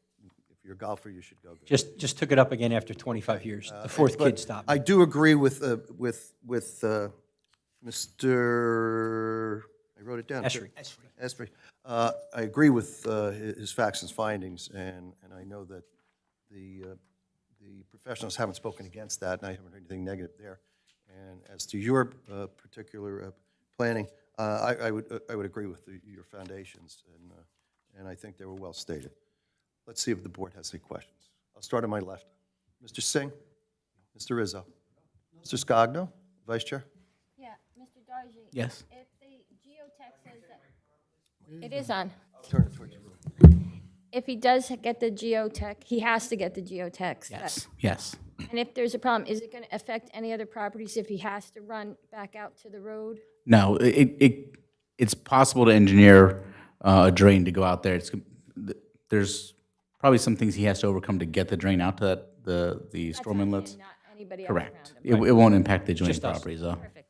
And we'll That's it. we'll make it work. Yeah, We'll- essentially, they'll have to get a road being permit from the county. Right. That's all it I'm will just be. trying to make sure it didn't affect anybody else around him. It's a very good question, absolutely. Ms. Andrews? Ms. Testaverde? Counselor? Real quick, sir, just for your special reasons, what was your first special reason? It was E. appropriate, yeah, it was E, okay. E, G, and I. E, G, and I, perfect, thank you. Okay, Mr. Cheney? Thank you. You going to have any other further testimony this evening? No. Okay. I'm going to go to a public portion on this matter, okay? This is 11-2024Z. The physical location here is 180 Amboy Road, Block 11238.13, Lot 1.13. In addition to a single-family home. If anyone wants to be heard or make comment on this application, now would be the time to do so. Please do so by either raising your hand or standing. No one has, I'll close the public portion. Counselor, final comments? No, sir. Okay. Board members, any questions of the witnesses while we have them here? I assume you're going to ask me for a vote. I am, Your Honor. Okay. Please. Any final questions or concerns? Obviously, we do have on the record that you would agree with everything that Mr. Dargy has stated, previously put on the record? Okay. So on my left, good, on my right? Good. All right, let's review. We have a D4 prevailing here first. This is .14 in the zone. It's .2134 with the build and actually the second floor. We'll vote on that first, and then we'll go to the bulk. Is someone interested in moving the D4 variance, please? Chevalier will move it. Is there a second? Izzo? It's moved in second. Roll call, please. Ms. Andrews? Yes. Ms. Chevalier? Yes. Mr. Izzo? Yes. Mr. Scogno? Yes. Ms. Testaverde? Yes. Mr. Singh? Yes. Chairman Sullivan? Yes. As to the Cs, Counselor, can we do them all as a bulk? You want to put them each on the record? Let's do the C1s, just Okay. because of how they've been. Okay, C1, specific C2? being characterized, Okay. yeah. C1, that would be the side yard setback, correct? Two side yard setback. Yeah, two side. Yeah, side yard combined. Anyone move that, please? Chevalier will move it. Is there a second? Andrew, second? Andrew seconds. Roll call, please. Ms. Andrews? Yes. Ms. Chevalier? Yes. Mr. Izzo? Yes. Mr. Scogno? Yes. Ms. Testaverde? Yes. Mr. Singh? Yes. Chairman Sullivan? Yes. And then it would be the C2, correct? Correct. CLAR, right? Yeah. And the rear yard setback. Yep. We'll move that, please. Chevalier will move it. Is there a second? Second, Scogno? Roll call, please. Ms. Andrews? Ms. Chevalier? Yes. Mr. Izzo? Yes. Mr. Scogno? Yes. Ms. Testaverde? Yes. Mr. Singh? Yes. Chairman Sullivan? Yes. Have we covered it all? Thank you so much. Well, thank you for your presentation this evening, the professionals and to the attorneys. Obviously, the matter has been approved. Thank you so There'll be a much. resolution by next It'll be meeting. approved in next, it'll be memorialized next. Memorialized at next Yep, meeting. and I'll send a copy to you. Actually, do you have, Thank you. also, do you have a card?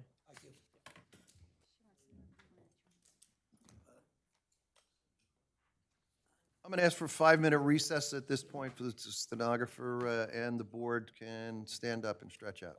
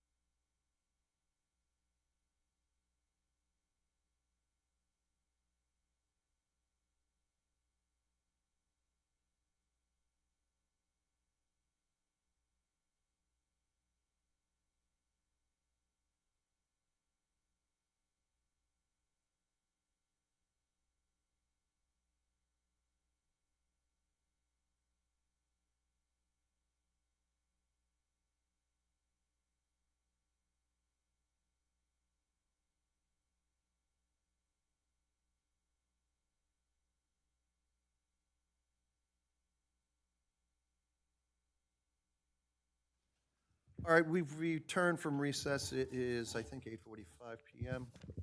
Could I have a roll call, please? Ms. Porcelli? Ms. Andrews? Present. Ms. Chevalier? Here. Mr. Izzo? Here. Mr. Scogno? Here. Ms. Testaverde? Here. Mr. Singh? Here. Chairman Sullivan? Here. Okay, we have one final application, Board, for this evening. It is 54-2023Z. It's Conserva Irrigation.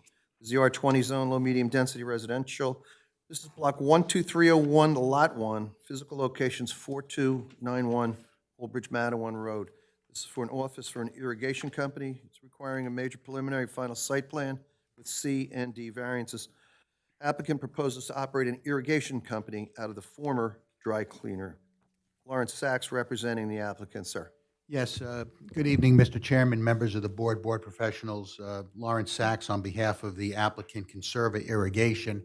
We're here in front of you this evening seeking preliminary and final site plan, D1 use variance and C variances. This property is located at 4291 Route 516. It's at the intersection of Morganville Road and Route 516, known as Block 12301, Lot 1, and it's located in your R20 zone. I'm sure many of you board members are familiar with this site. It had operated as a dry cleaners for a number of years, and prior to that, it had actually been a gas station. The site was probably developed in the early 1960s, and it actually was developed even before all the housing that's surrounding this location now on Morganville Road.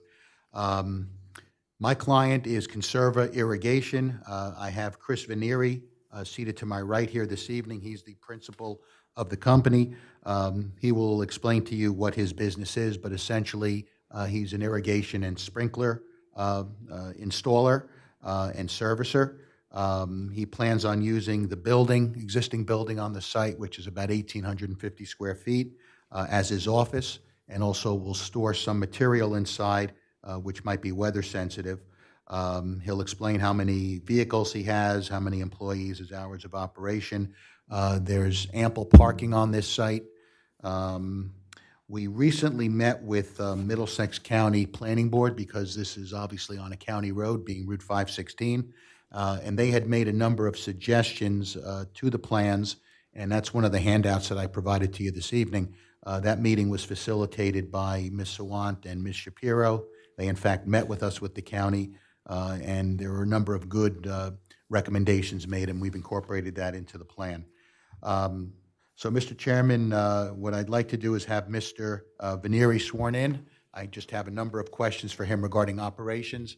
My other witness is Mark Lieber, who's also seated to my right. Mark Lieber is a professional engineer and professional planner. He'll explain the plans. He'll also get into the planning testimony to justify the use and bulk variances. Mr. Cheney? Mr. Venieri, do you solemnly swear as to the truth of the testimony for what you're about to provide? I do. Thank you, sir. Let's pull this mic. Okay, Mr. Venieri, if you can indicate the nature of your business, how long you've been in business, and where you're presently located. We opened operations in 2014. Currently operating out of a rental yard on Dean's Lane in South Brunswick Township. We install and service lawn irrigation systems, primarily service. We have one installation crew and a handful of service technicians with 3 office personnel. We typically operate between the end of March and Thanksgiving, so the building will probably remain mostly vacant between December and early March. We have one office staff person that remains on full-time just to answer calls, but it's a very limited schedule. I don't anticipate being there more than 20 hours a week in those months. Okay, so the office hours are from what time? From 7:30 till? The field staff gets in at 7:30 to stock up for the day. The office personnel get in at 8 p.m. Okay. Average exit time is 5 p.m. Okay. The office personnel will remain in the office outside of their scheduled lunch breaks, and the field technicians will leave by 8 a.m. and return on an average of about 5 p.m. That could vary a little bit depending on their workload. Typically in that range. All right, and that's Monday through Friday? Monday through Friday. And what about on Saturday? Saturdays, we usually do a rolling schedule. Office personnel won't be in, potentially 1 or 2 field technicians as needed, but that's typically only in peak season, so probably May and June, October, November. Okay. There's no retail traffic at this site? No, Not at all. not at all, okay. And in the winter, basically, you're telling me, or at least you're telling the board, that you're essentially shut down Yes. for the winter months? Yeah, we typically will take a vacation from the middle of December till about the end of January before anybody's back in there as well. All right. Now, how many employees do you have on a crew on a daily basis? On a crew or as a whole? Well, as a whole, and on how many crews do you have? So the installation crew has 5 to 6 people on it, depending on who's working for us at that time, and we have 6 service technicians, Okay. 3 office staff. All right. And how do they get to your site in the morning? So the foreman of the installation crew drives in the people, so he has 1 car. Usually there's 1 or 2 cars that drive in 6 to 8 people, and then each service technician has their own vehicle. Okay. And what they'll do is they'll park then in the morning at this location. Yes, they'll remove their van, park in that space, and then leave with their van for the day. The office personnel will remain. Okay. And do they come in and out during the day, or is it one trip out during the day and then one trip back at night? No, very rarely will they come back in the day, only if they require a special part that they somehow forgot to load, but we're pretty diligent about that, so it doesn't happen very frequently. Okay. And you have 18 parking spaces, I think, on this site. Am I correct? There, give or take. Okay. Do you plan on doing any maintenance or service of your vehicles on this site? No, we have an off-site fleet mechanic. We drop off our vehicles to him. He calls us when they're ready. We pick them up. And all of our equipment is serviced off-site. Our mechanic will physically pick up our equipment, drive it to his location, and drop it off upon completion. And how many vehicles do you have, and what's the nature of those vehicles? So we have 6 service vans, a few Nissan Envys, a few Dodge ProMasters, small footprint vans, and we have 1 F-350 pickup truck and 1 F-150 pickup truck. All right, so you have a total of 6 vans and 2 pickups. Yes. And what about any trailers or any other type of accessory vehicles associated with that? We have 1 18-foot box trailer and 1 8-foot open trailer. We're actually looking to get rid of the trailers and find a way to manage everything into a truck without having to park trailers on site.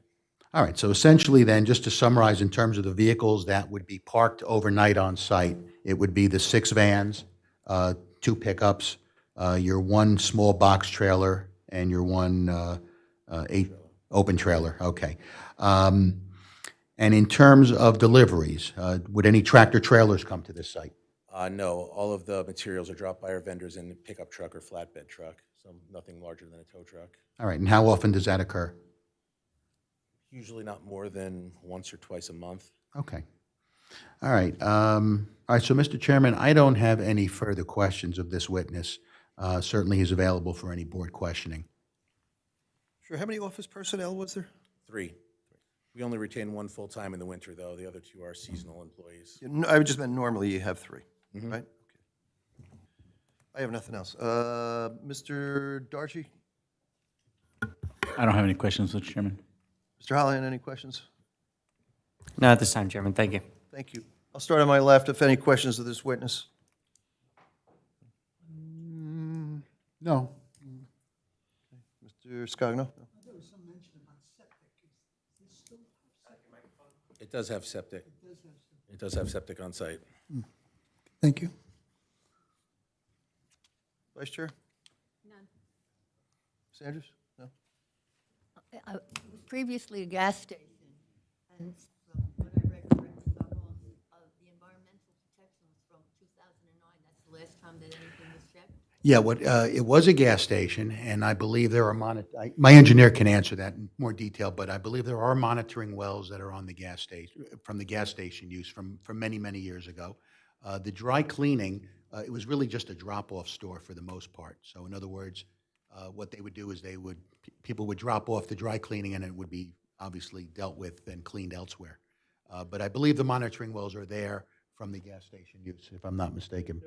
We'll get to that. Oh, we'll get to Yeah, Mr. we'll get to Lieber. that. Yeah, I don't want to, I know he's not sworn in yet, but he'll answer that for you. Yeah. Ms. Testaverde? Okay. Counselor? Okay, thank you. Chris, thank you. All right, Mr. Lieber, let's get you sworn in and Mr. Lieber, do you solemnly swear as the truth the testimony for which you're about to provide? Yes, I do. Thank you. And can you just briefly state your qualifications? Hi, good evening once again. It's Mark with a C, Lieber, L-E-B-E-R. Mr. Lieber, why don't you give the board the benefit of your educational Yeah, background? particularly for those at home. I think everybody on the board is familiar with Mr. Lieber. Let the people at home hear what Thank you, he Mr. does for a Chairman. living. Yes, and he's going to be testifying engineering and planning, Mr. Chairman. All right, so Mr. Lieber, if you can give the board the benefit of your expertise and evaluation with this site, you could talk about the existing conditions, what's being proposed, and at some point we'll go over the reports and then we'll get into planning. Okay. My background is with East Point Engineering in Marlboro. I graduated with a... Mark, I think he qualified you. I think Oh, I thought you said for You're people at home. qualified. You're going to just wear two hats tonight, right? Yes. But you'll sever those. You're going to do two different Yeah. testimonies. Very good. All right, so I'll just move on then. Thank you. So, I did prepare a set of plans that were submitted to the board. They were revised for completeness back in October. You heard earlier, we had a meeting with the Middlesex County Engineering Department, which I'll discuss those changes in a few minutes, but I just want to give a little bit of background on the property. So again, it's block 12301. It is lot 1. It's 0.8 acres in size. It is a corner lot. It's at Route 516, a county road, and Morganville Road. The property has about 190 feet of frontage along 516 and about 175 feet of frontage along Morganville Road. Sometime between 1963 and 1969, there was a gas station constructed on the property. As you already heard, its latest use is as a dry cleaner. Access here is very good. If you look at sheet 2 of the plans, there's a full movement driveway on each of the two frontages. And when I say full movement, I mean left in, left out, right in, right out. There is a parking lot on the property. We count about 14 spaces there. On the right side, there is a fenced-in area. It's a bit overgrown. That is the trash enclosure where there was at one time a dumpster. And I did take photos today of the property, and I just want to start off, if you want to mark that A1. All right, the photos is A1. It's 5 pages. So there's five photos of property. Yep. Okay, so the first photo I grabbed off, Google Earth, and you're looking at the property. It has a little red pin in the middle. Actually, on this picture, north is down, so it's, reversed from what you're used to. But in any case, you'll see the two driveways on Morganville Road. This photo is a little outdated because the driveway nearest the intersection on 516 was closed by the county, so that's not there anymore. Below that, across the street, you have the fire department, and you'll notice in the surrounding areas, residential single-family dwellings. If you go to the next page, this is just an overall view from the corner. In other words, the traffic signal is behind me. You'll see the building on the site and the parking lot in the front. The photo on the bottom is the front of the building. So it just shows you it's a single-story building. If you go to the next page, this is a view along 516. I'm looking west, so the property would be on your left, and you'll see the fire department on the right. Down at the bottom here is another view on 516, but I'm just looking east. Obviously, you see the traffic light in the distance, and the property is on my right here. And then moving on to the next page, I just took a photo of the intersection, just to show you it is fully signalized. And then on the bottom, now I'm looking along Morganville Road southerly. So the building is on your right, and you'll see, the access to the road is right in the center of the photo, actually. Finally, on the last page, this is a view.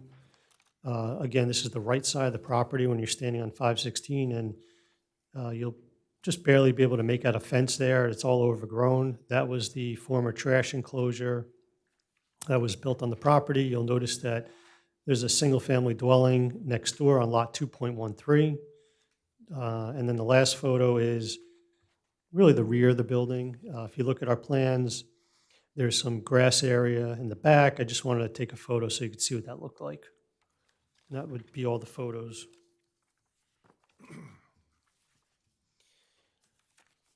So really what's proposed is simply to repurpose the property. As you heard, this would be a office use. You heard he has 3 office employees. We are not seeking to change the size of the building at all. We are seeking modifications to the parking lot. If you look at sheet 2 of the plan, there's an area that's shaded in the front of the property. That's an area that's currently paved. We're going to be removing that pavement and restoring that to a grass area. And then if you look at sheet 3, the driveway that's on Morganville Road, we will have one driveway. The driveway that's closer to the intersection will be closed. And that remaining driveway would be full movement, so you could accommodate left in, left out, right in, right out. Now, the driveway that's on Route 516, my plan that you have shows it's a full movement driveway. However, if you go to Exhibit A2, which is... Yeah, A2, just for the record, A2 is the other handout I passed out, which is a site layout plan, last revised on May 24th of 2024. Correct. So there's 4 very subtle changes to this drawing which the county had wanted. First and foremost is the driveway on 516 is going to be restricted so that not only will a left turn out be prohibited, a left turn in will also be prohibited. And we're installing a sign across the street with a no left turn arrow, with the cross out, basically notifying drivers that you cannot make a left turn into this driveway. They asked us to extend a little bit of sidewalk toward lot 2.13 on the right of the plan. It's a 7-foot wide sidewalk. There is a bus stop in front of this property, so they wanted us to extend the sidewalk to the extent of our frontage. On the other driveway, they asked us for a painted stop bar and a stop sign, which is fine, as well as a similar stop bar and stop sign at the 516 driveway.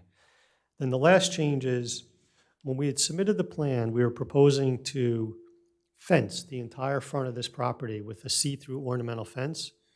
We would have a sliding gate on Morganville Road, and we were to have a traditional gate on 516.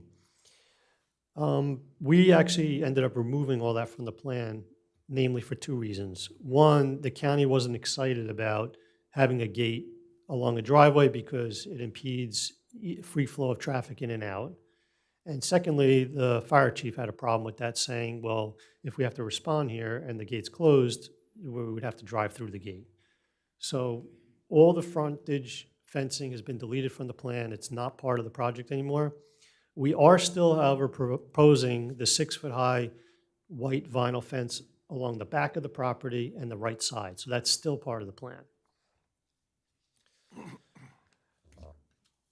2 other aspects of the design I want to point out is, because the applicant has pickup trucks, and you heard that there's 2 trailers, we were providing 4 spaces on the property for parking of the pickups with the trailers. There's also 18 regular vehicle parking spaces on the site. Now, we did get a comment from the fire marshal that he was unhappy with the location of the trash, that it's within 20 feet of the building. And what I could offer to the board tonight is we could just put the trash back to that existing enclosure location, which was shown in the photo from earlier. Other than that, the last thing that I do want to point out is some of his materials are portable. For example, the black pipe that they use for irrigation. And we really don't want that to be walking off the property. So there is a fenced-in enclosure that is directly to the right of this building. I measured it, it's about 1,800 square feet, and we call that a materials area. So there would be some items stored outdoors in that material area, but it's limited to his own materials, and in this type of business, not a lot of materials are stored outdoors because a lot of the components are small. Think of like a sprinkler head or a control unit. Those are all things that would be stored indoors. But the pipe and the spool would have to be stored outdoors. And Mr. Lieber, with respect to that material, none of that is hazardous material, flammable material? No. Okay. But we do want it fenced in because we don't want it to disappear. Other than that, I heard your comment about the septic. The septic was recently checked out. There was some work done to it, so it's in functional shape. And then there was a very extensive Phase 1 environmental report done on the property. In fact, it was too big to print. We had to submit it on, I think, CDs.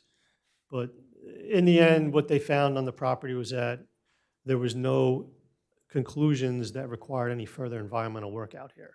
There are monitoring wells. There was some work done in the past, but right now there's no reason to be doing any other environmental investigation, no soil testing, no groundwater sampling, none of that. The file seems to be closed as far as I read. Now, we do propose a sign, and if you notice that photo of the dry cleaner building, they have a sign as well. So that sign would come down and we would be putting up a new sign with the logo of his business. The sign is 8 feet by 4 feet, and it would also have the street address on the sign for easy identification. This type of business doesn't get what we call pass-by traffic. You know, people aren't driving down the road saying, oh, I think I'm going to turn in here to buy a sprinkler. It's not that type of a business. They don't even get customers to the office because the meetings are held at the customer's property, well, whether it be a residence or a commercial type of install. So I had issued a traffic statement based upon his operations and the number of employees, and we came up with the weekday total number of trips is probably somewhere between 13 and 20 trips per day for this use. If you look at the winter, it's actually 0 from post-Thanksgiving all the way up to the end of March. There won't be any trips other than maybe one person in the office on and off. And then we talked about the delivery schedule, which is rather infrequent. Let's see if I missed anything. Yes, I did. I wanted to talk about the variances. So there are really 2 items that were raised in the planner's report. One is the landscape area ratio. I think we calculated the existing ratio as 0.49, and we're reducing it to 0.48. And the reason for that reduction is we did try and offset the parking space that's proposed on the left of the building for the pickup trucks with the removal of the impervious areas in the front of the property. Here's the catch, though. A lot of that impervious area in the front of the property that I'm removing, I can't take credit for because it's over the right-of-way line into the county right-of-way. So, you know, even if we're removing, I believe the number is 1,850 square feet of impervious, it's mostly off our property. So from a zoning perspective, the reduction in the landscape area of 1% is really, you know, negligible, I would say. For the most part, somebody driving by this property isn't going to notice many changes because we're not changing the building at all. So that being said, the other items that were noted were buffering. Now, if you look at the property to the right, the ordinance calls for a 50-foot buffer. I mean, from a practical manner, if you applied a 50-foot buffer around the rear and right of this property, it would severely limit the use because a lot of the impervious areas that are there today are already in that buffer. And I'm guessing it's because the gas station probably predated zoning and they just paved whatever they wanted. Now, the planner's report indicates that the existing buffer is 0 to the right. And we're not seeking to change that at all, so it would just remain as is. The one in the rear, also 50 feet required, to the existing condition was measured as 67.8 feet, which is really to the back of the building. But because we're going toward the back of the property with that fenced-in area to store the spool of pipe, they're calculating that as a reduction in the buffer down to about 23 feet. So that triggers a variance for buffering. The other items that were noted, we seem to be okay with as far as bulk requirements, and we comply. other than the fact that it's a use variance, which, I'm going to talk about in a few minutes. So let's see, we did submit a landscaping plan as well. That was sheet 4. What we're seeking to do is install a mixture of Colorado blue spruce trees, which are nice for buffering because they don't lose their lower branches and they grow together. So we're proposing those on the right side of the property in between this use and the residence. We have a couple of shade trees that were requested, and we're going to screen whatever trash area is installed, whether it's moved back to where it is today, because I don't think we can keep it where it is based upon the fire department's comment.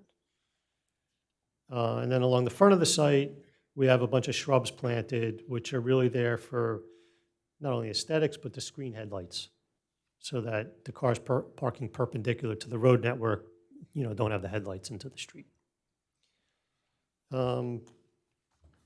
don't think I missed anything on the site plan itself. Before you get into planning, Mr. Lieber, no changes to the existing lighting, correct? None. Okay. And no increase in the footprint of this building.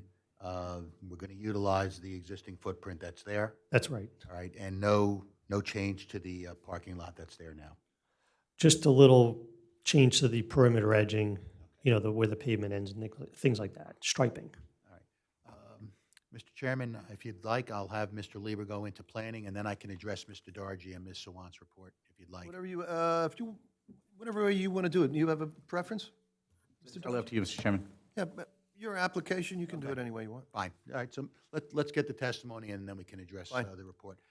So, Mr. Lieber, obviously now, you're going to provide planning testimony. We require a D1 use variance, and we also require some bulk variances. So if you can give your analysis and justification for that. Sure.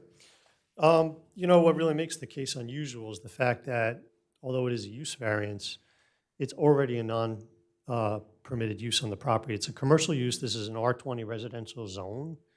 So when I look at the property, it kind of just dawned on me that no matter what you do on this corner, no matter what type of business you put here, if it's anything other than a single-family detached dwelling, it's a use variance.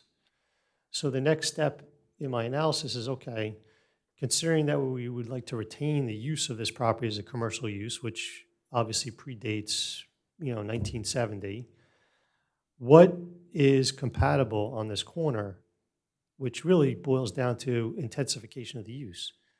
There's certainly things that someone could approach the town and ask for on this corner, because it is a very nice corner. For example, a convenience store.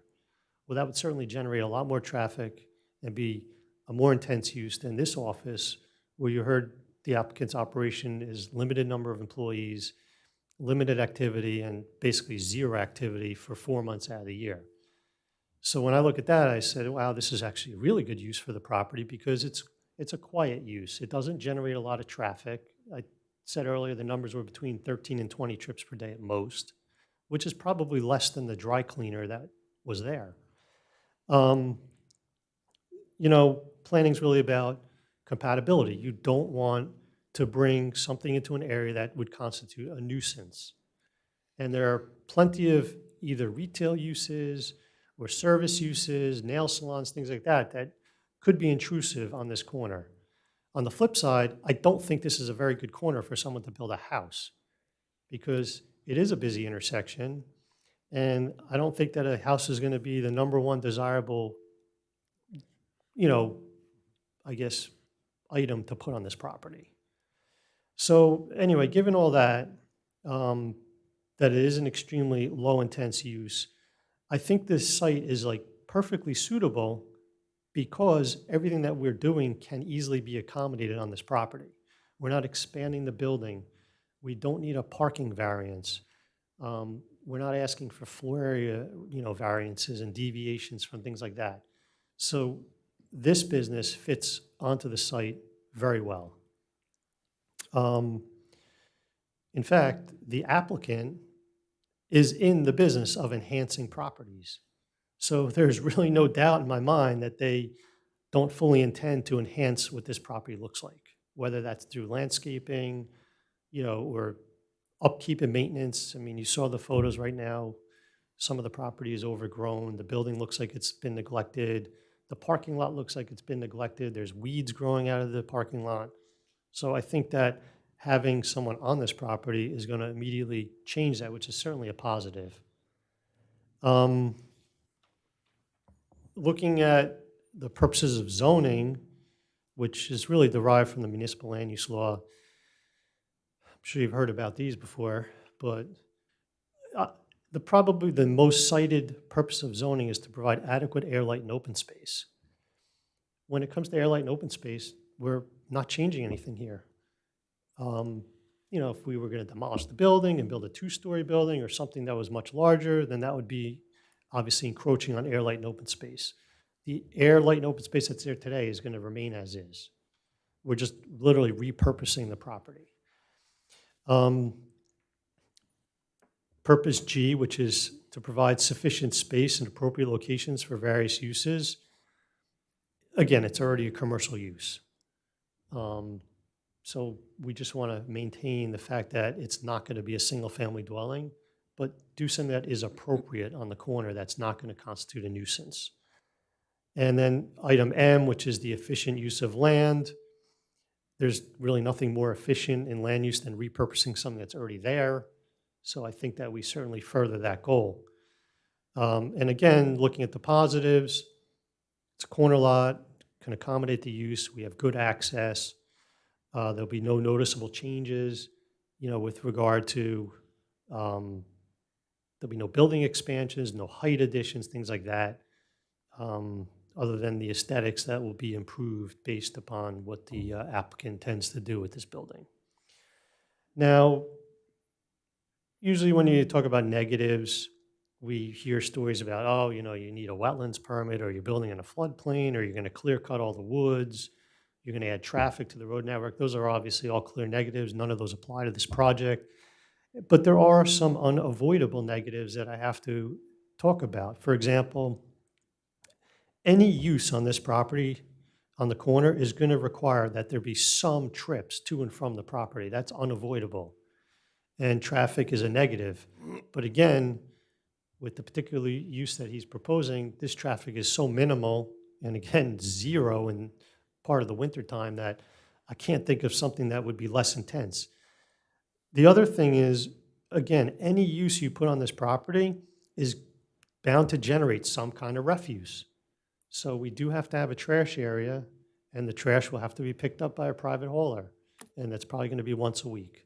So that's also an unavoidable negative, but it's minimized because the type of operation here is not a large refuse generator. And then the same would go for deliveries.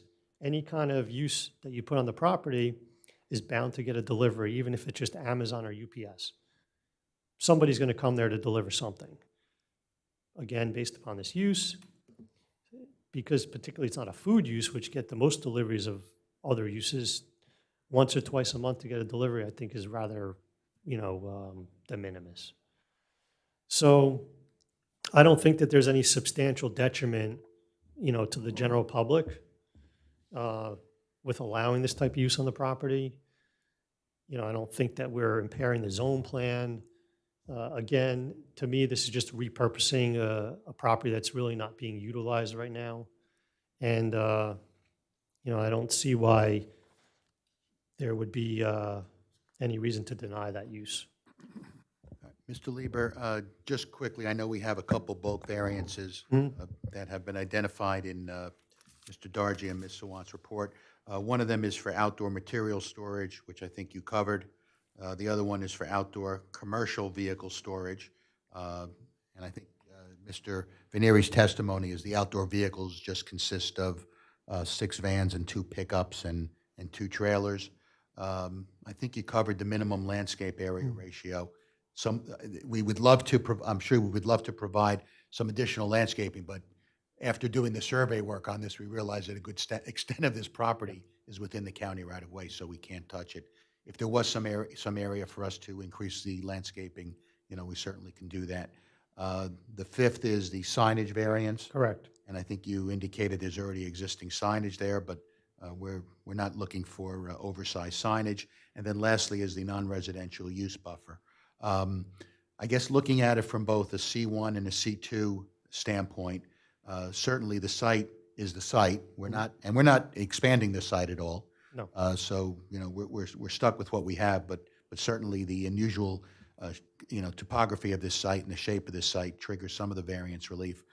In your professional opinion, can we satisfy the proofs under a flexible C analysis whereby the benefits of what we're proposing promote sound planning versus any negative detriments? Yes, and I always default to the C2 criteria to be conservative. And the reason that I feel comfortable with this is because it's not a nuisance use. It's probably one of the quietest uses you could invite onto this corner. Mr. Chairman, I don't have any more testimony for Mr. Lieber. If you'd like, certainly is available for questioning. If you want, I can go over the report. I think there's some technical recommendations that, we can agree to. Why don't we do that, and then we'll Sure. see what else Mr. Dargy may have. Okay, that's fine. So I'm referring to the report dated September 16th, 2024. Page 2 just cites the zoning review. Page 3 talks about the variance relief that we're seeking, which I think Mr. Lieber's covered. Same thing with page 4. So I'll go down to the bottom of page 4. I know there were some planning comments from Ms. Sawan. I'm looking at paragraph 9. I guess you want confirmation that the existing plantings provide a sufficient screen for the proposed storage area. Mr. Lieber, is that accurate? So I have a photo. It's the last photo on the last page. That shows the evergreens that are between this property and the one to the south. And then, in addition, we were proposing a solid fence around the outdoor area. So I don't think they're going to see anything, to be honest. Our goal is not to pile stuff on shelves above the fence line. It's really to keep stuff below the 6-foot fence so that it's secure. And actually, I won't ask Mr. Veneri the question, but I think I know the answer, and I'll ask it to you, Mr. Lieber. Certainly, when you have a business, you want to make sure that you don't have a lot of inventory on site. You want it in the ground. That's right. Okay. All right. Number 10 was a question about the height of the fence. They just wanted confirmation that it's at least 6 feet. My understanding is it's a little bit higher than that. Is that correct? I mean, a standard 6-yard dumpster is 6.5 feet high, so that would mean the wall has to be 7.5 feet high. But if we do a smaller dumpster, then we could drop the wall to 6 feet.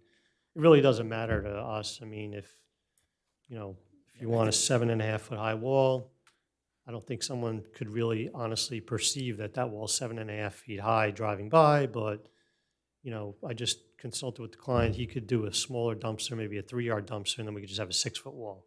Yeah, I think the ordinance requirement is 6 feet, so that's what, Minimum. minimum. I mean, we could do a 6-foot wall, and we can go a smaller dumpster. Okay. Do you agree with that, Mr. Dargy? I do.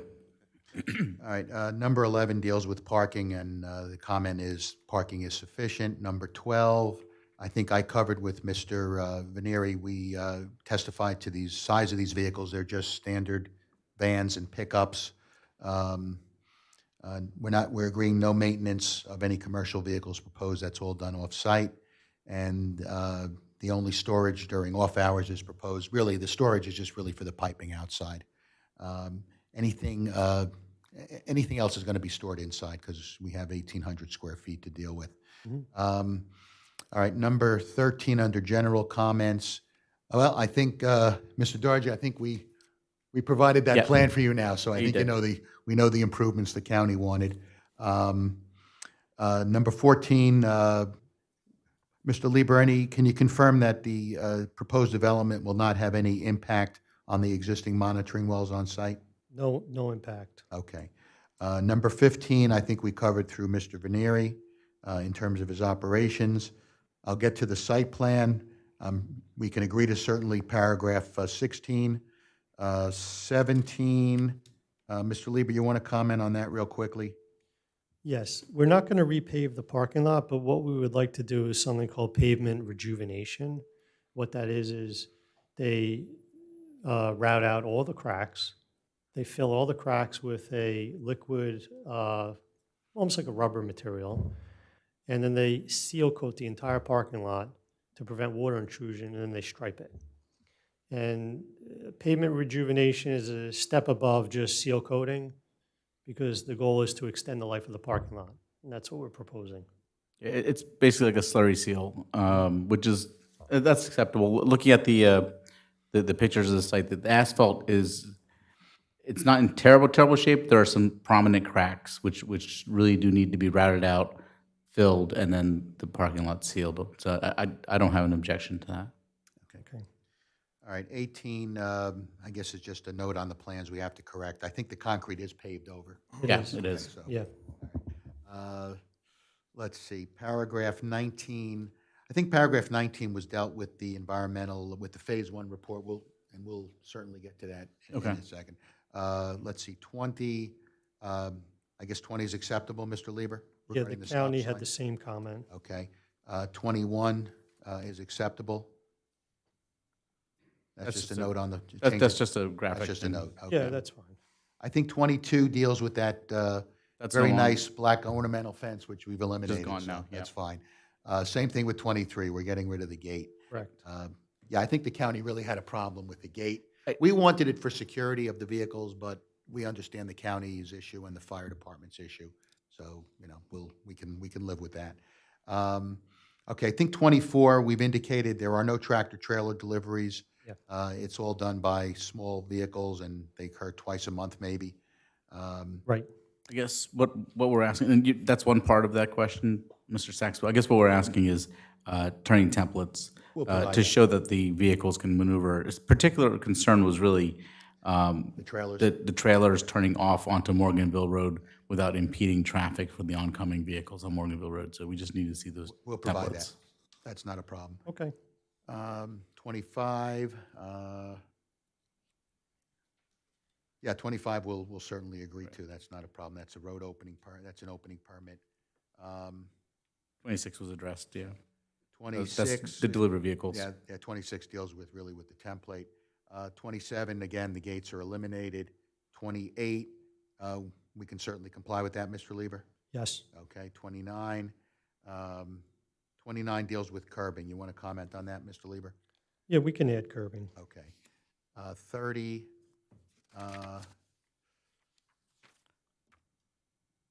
Okay, so 30 deals with ADA. Let's deal with that first with parking. Are we providing any ADA spaces? There's one being provided. It's right in front of the entrance door. But I'll have to look at that because I believe the entrance has a step up into it. So we might have to install a ramp there. Yep. Okay. 31, I think 31 deals with the county issue as well with prohibiting left turns. So I Yeah, think we can- 31, actually, I think what we were asking for was prohibiting left turns on Morganville Road, and our reasoning for that was you had the ability to maneuver at the county road, but then with the county restriction on right turns only on that road, I think that would mean that we'd have to have some issue. Basically, we're going to have to withdraw our objection to left turns on Morganville Road, but we do need to see those templates to make sure that there's no blocking of traffic, because that's really the main concern. That's fine. We'll provide the templates, and I think the fact that it's a signalized intersection, there should be gaps, so, yeah, and obviously we need to have at least one full movement. Yeah. And I'll get to that when I get to my comments, but it is a lower intensity use as far as number of trips. The type of vehicles are changing, obviously, so the concerns with regard to vehicles getting in and out of the site of that size really needs to be addressed. But from a number of trip standpoint, it is much less trips than an alternative commercial use or even the prior dry cleaning use. Okay. 32, again, deals with the gates, but we got rid of that, so we're fine. Traffic statement 33. I think we've provided some testimony as to the number of trips that is really going to be generated. 34. That's also a land use classification. So I guess the idea is we felt that this use was it's less retail or general office than more like a nursery or some sort of wholesale business like that. So we just wanted the trips calculated with that classification. I think at the end of the day, the conclusion is going to be the same. All right. But that's all we were asking there. We'll provide that. That's not a problem. 35, same thing. We'll provide that information. 36, well, 36 is the plan that we have for you, so. Correct. We've addressed that. All right, 37 deals with environmental. Mr. Lieber, why don't you take these as a grouping and indicate what we can provide if we need to provide anything? So the one I wanted to point out is at B1A about the additional groundwater sampling. It seemed based upon what they had found that was already done in the past.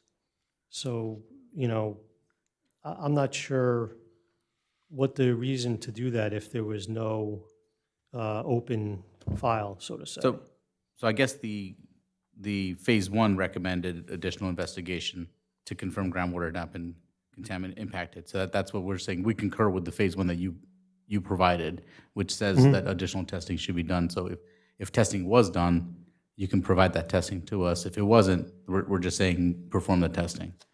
Okay, but are you asking because of the dry cleaner use, or is it The going gas back- station use. Okay, because the gas station use had work done. Right, and that's what we're saying. If there was work done, the phase one said that additional testing should be done, right? So we're saying we agree with the phase one that you submitted. It says do the testing for the gas station use, or the prior gas station use. If that was done, then just, you can submit that testing. If not, then you would just perform that testing. All right, I got it. All right. And the dry clean use, I think we can probably short circuit that. If or is the applicant basically put on the record that it was not a dry cleaning use where they actually did a dry cleaning operation? It was a drop-off store. It was a drop store? Yeah. Okay, so if that's up to council and the chairman as far as if you're willing, if that's acceptable, then we would withdraw that portion of our comment. I know many of them that operate in that fashion. But yeah, absolutely. Work on the property, but it's. Yeah, and right, it's a small site, so I don't even think it could have accommodated a lot of it. And so, that's- yeah. Certainly, obviously, I mean, with your recommendation, yeah, certainly. Yeah, and drop-off stores are a very common thing, and I would tend to agree with Mr. Sachs. The size of the building doesn't really lend itself to being an actual dry cleaning operation. It was more than likely a drop-off. And I know this only because, not as my engineering expertise, but my dad is a tailor, and then he's worked and owned dry cleaning businesses too. So I do have a little bit of inside knowledge on that regard as well. Okay, that's fine. All right, and Mr. Lieber, I guess the last one deals with the septic. Yeah, I mean, I think the county didn't the county inspect this? yeah, but the comments saying that we're dry cleaning chemicals disposed of in the septic. There are none. Right, exactly. That's fine, okay. All right, I guess the last one is 38. I mean, Mr. Lieber, you have any knowledge of this property having any farming activities? Yeah, I mean, if you look back at the 1940 aerial, I mean, this entire part of Old Bridge is all farms. The only building that's visible is the house next to the fire station. Yeah. So, I don't know firsthand what the history is of what they farmed, what they used as far as pesticides. What I can tell you is that we're not proposing a residential use here, and we're not excavating in the back or anything like that. So, I don't know if there really is a concern about what that soil could be from the farming activities. I guess it would be the same soil that surrounds us, so to say. Well, actually, Mr. Lieber, there's a housing development that surrounds Yeah, it. which And started to pop up in the late 80s. Yeah, I'm going to put, maybe I've been doing this too long, but even when I started practicing back in the 80s, which is when I started practicing, early 80s, towns such as Old Bridge, East Brunswick, Monroe were routinely requiring testing of soil for the housing development. So that residential subdivision had to have been fully vetted. I mean, Mr. Lieber, the site is fairly covered with impervious, it has a lot of impervious coverage. Yeah, I'm not sure there's anything I could find in the records. I mean, I'll leave it up to you, Mr. Dargy. I think I'd be more concerned with the gas station use. If we can get that testing taken care of, then I think we'd be okay. Perfect. Okay. All right, now to move on to the engineering comments. I think we can comply with 39 through 53, right? I don't think there's any issues, Mr. Lieber? No, these are more technical in nature, and they're frankly minor. All right, and then in terms of outside agency approvals, we've already obviously met with Middlesex County on this issue. I think we have do we have a conditional approval from Middlesex County Planning Board? I believe I have to check. Well, we'll check on that, but if not, we'll certainly, whatever we require on that. Old Bridge Fire Marshal, we'll go over his report in a second. DEP, we don't require any DEP approvals or DOT approvals. Yeah. DEP to the extent that if there is some sort of issue with the gas station use, DOT was just a leftover. That's not a problem. All right, so the last report we have is from the Fire Marshal, dated July 12th of 2024. Mr. Lieber, you have a, here, I'll give you. You can just briefly comment on any of those concerns. They wanted a fire lane, which is fine, and he had a comment about the entry gates that we're going to delete. Knox box, that's standard now on all non-residential buildings. He wanted an unobstructed area in front of the gate, which is going to go away anyway. And then the last comment, which really was the one that I needed to figure out, was that he doesn't want a refuse container within 20 feet of a building. So, you know, I only have two options there. I could move it toward Morganville Road, but then it's in a front yard. Or I could just put it back to where it used to be. That's really my only options. Or we can request a waiver from the board as to where we have it now. So I leave that up to Mr. Dargy's input, or the board's input. You really like to put me on the spot, don't you? I'm putting you on the spot. You're gonna make me disagree. You're gonna make me disagree with the fire guy? I'm gonna make you redesign our project. Yeah, right? I don't think we want to disagree with the fire marshal. Yeah. So if it was there before, as cited in one of the pictures, Mr. Dargy, wouldn't that be the? Yeah, I think maybe having it cleaned up, smaller, and in the area where it is currently would probably be the ideal thing. And obviously landscaping around it to make sure it's properly screened from the adjoining property. I just want to check one thing.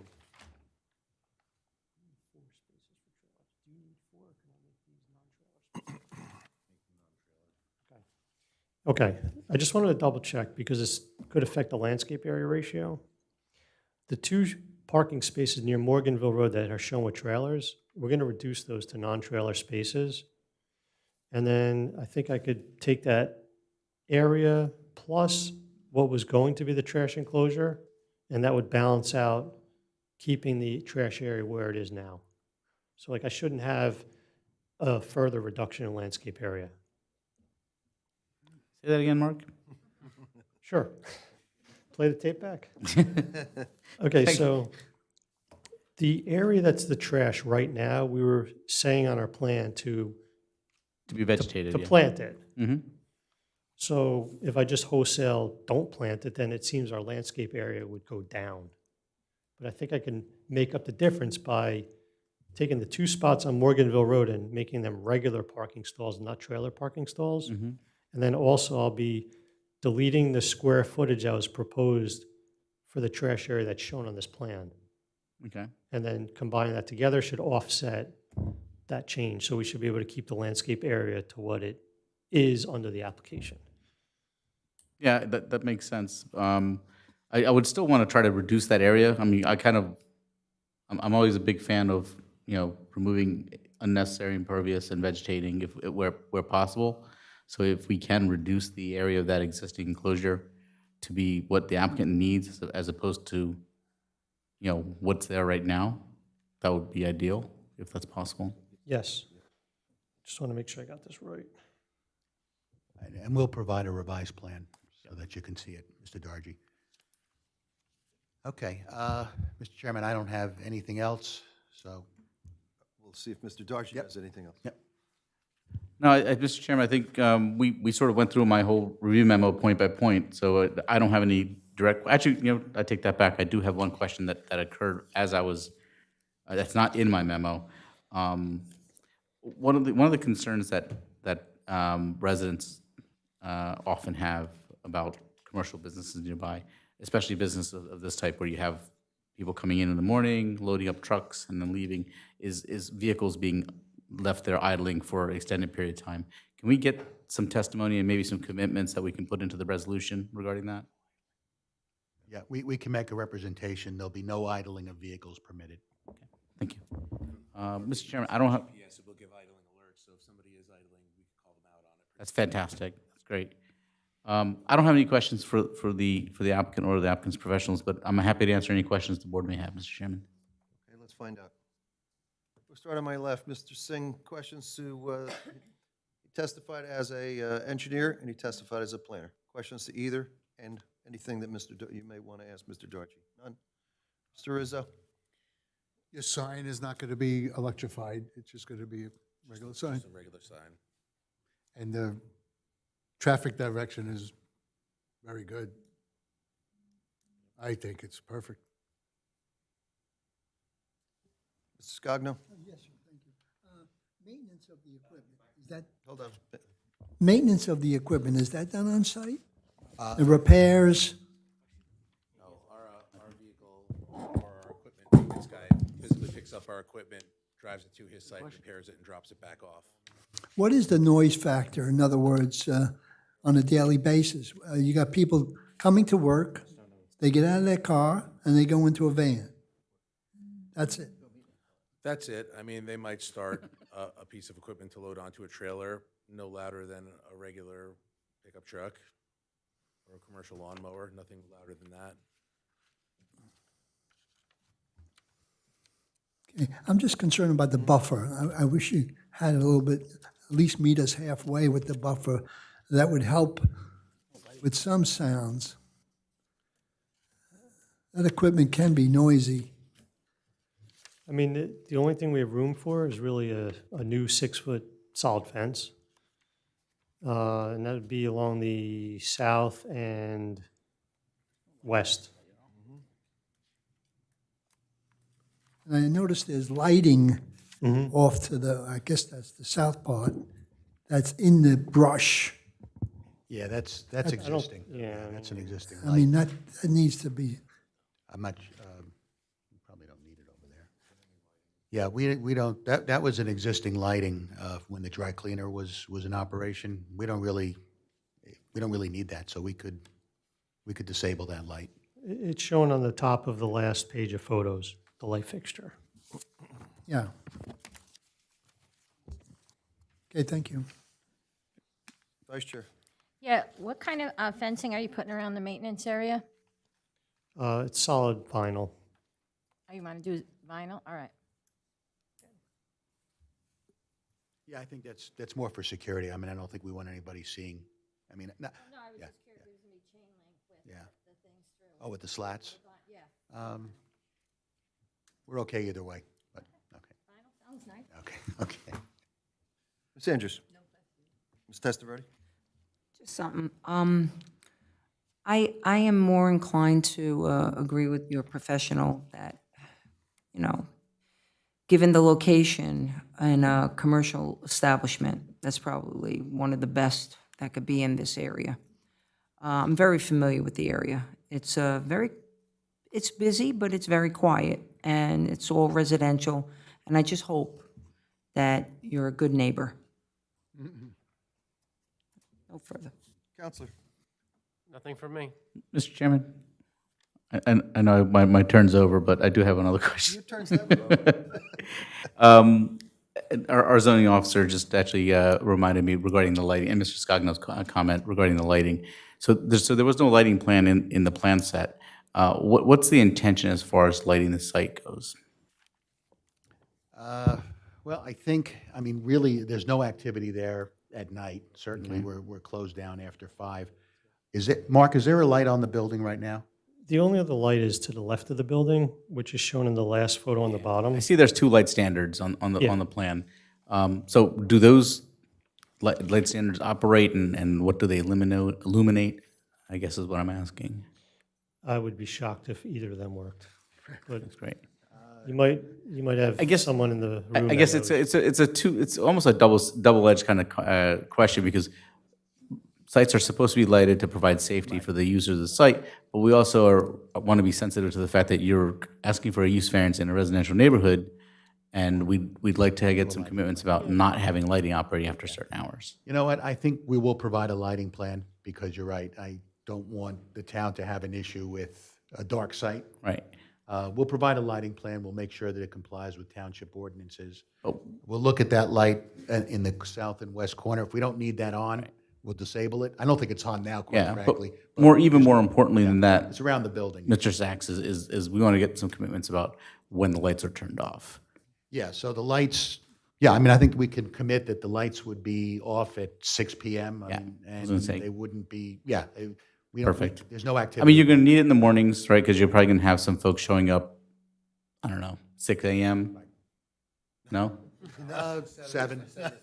7's early is fantastic. That's even better. I was trying to be generous, but yeah, 7's even better. But there's times when 7 a.m., especially coming up in like early October, it gets dark at 7. So, or it's still dark at 7. So maybe you need some lights then, and then maybe some lights at close time. But We'll get your lighting plan and we'll put the hours. and a commitment about hours. Actually, the hours, we might want a commitment on the record here. I mean, certainly, I know what 6 p.m.'s been said. Is there for a, morning, is it like at 6 a.m. they go on? Or, I mean, I know this time of year is just like this weird month, this as we get into early October.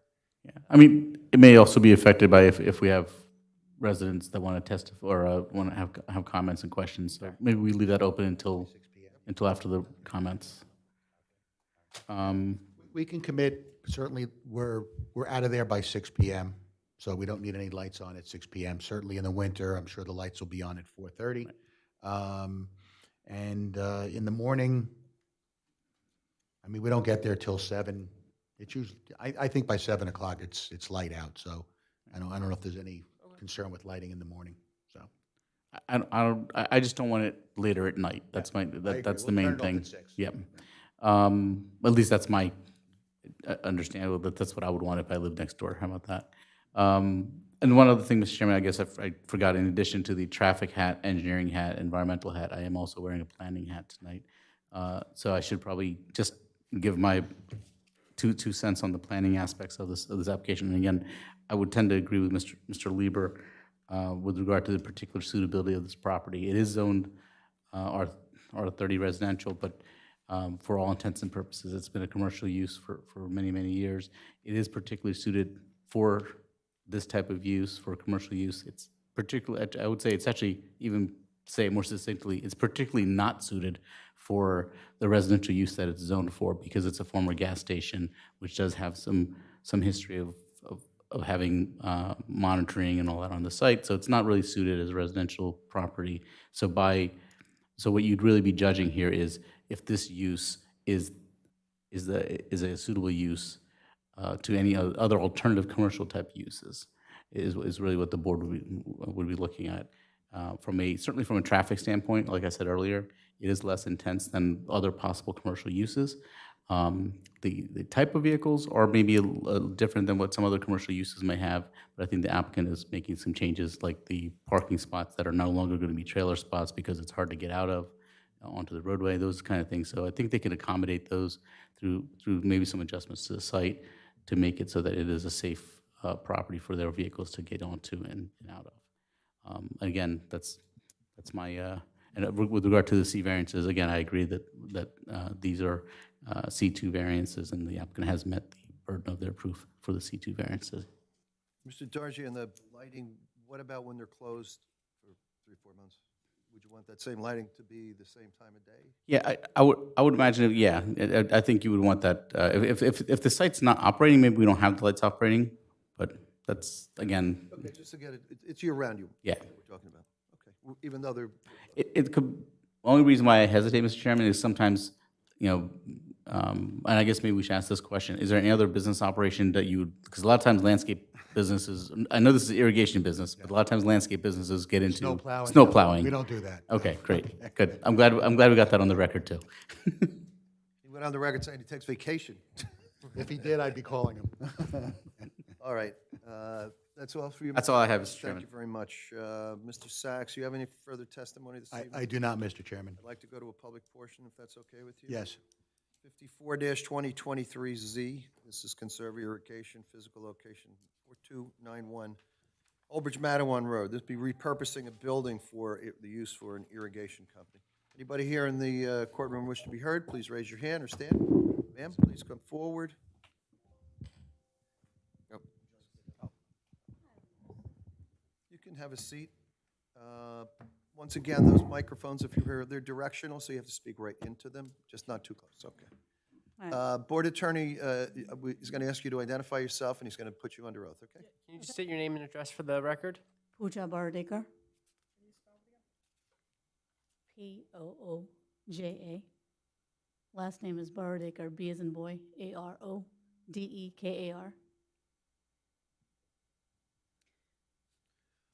AROD. Ekar. Thank you. And then, your address, please? 54 Morganville Road. Thank you. 1 second, I'll swear you in. Do you solemnly swear to the truth of the testimony for which you're about to provide? Yes. Thank you. Go ahead, ma'am, what would you like to tell the board? Well, look, I mean, we understand it's a commercial property. We had cleaners before, but we've been living there for a while. We've not seen a lot of traffic. It's not been busy. And it was drop-off, so it was fine. I understand it's going to still be commercial, but two concerns. One is the storage of equipment outside is a concern because it's going to be an eyesore unless you cover it. And then the second aspect is the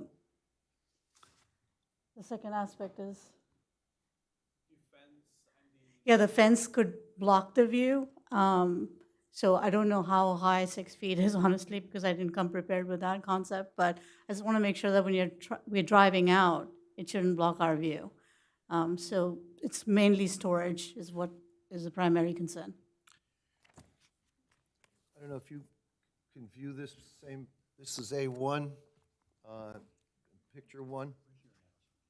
Would that be your home to behind the building? Yeah, the one behind. On Morganville, right? Uh-huh, Okay. yes. So what you don't want is the fence back there, is that what you're saying? Look, the fence can be there as long as it doesn't restrict our view when we are driving out. Oh, no, that it couldn't do. They removed that fence from the plan. They no longer have fan along the roadway. Okay, and then the second aspect is the storage of equipment outside. I know we briefly spoke.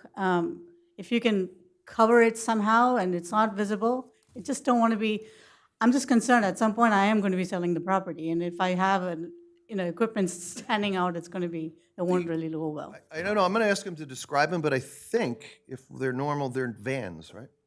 Well, those are the trucks. I think the equipment we're talking about are some compressors. Yeah, there's a compressor and a pipe holder. Pipe holder is stored inside of the box trailer, so it's enclosed anyway. Compressors are Yep, tow you have behind. to give him the microphone. so The it's on compressors record. are tow behind, so they're on wheels. They look like little trailers. We could install a canopy or something to try and shield them if that was a primary concern. We could tarp them. Would they fit in the maintenance area? Yeah, they're small. So then they'd be contained there. That's fine. Yeah. So the compressors and, That way we don't need to. Pipe pullers. Yeah, it's a pipe puller. They're stored inside the box trailer, though, so they're not visible. It's inside a large enclosed trailer. Yes. We can agree to that. And where were you going to install the trailers? You said the trailer site? Well, no, They would be parked on the right of the building yeah, there. over here, so back over here. And the garbage is here too? It's going to be where it is now. There's a refuse enclosure there now, okay? We'll do our best. Thank you very much, man, for coming forward and testifying. Sorry, Mr. Chairman, I just want to clarify one comment that was made a second ago. Yep. There is still a portion of fence proposed along Morganville Road. It goes from the back of the property corner on the left up to our driveway entrance. It wouldn't block any view from So- their property. Right, what I want to do is I want to go and take a look from her driveway. Okay. Just to ensure that there's no obstruction. Oh, they do. That's great. And then you could cut it shorter. We could either lower the fence or we could pull it back. That's what I'm like, saying. Pull it Further back- from the yeah, street. Pull it back from the, Yeah. Yeah. the street. I'm sorry. Could you put the line of sight for that on the site plan then, for Yeah, a driveway? that's how we're gonna have to do that. Yep. Yep. Yeah, and I did just notice that there's fence along Morganville Road, along that portion. But you can see now. With the fence. There's no fence right now. Okay, so, right, so if he pulls it back. Okay, good. Thank you. Anyone else wish to be heard, sir? No? Well, if you're going to talk, I'm going to have to have you bring you up and swear you in. Or your wife could come back up.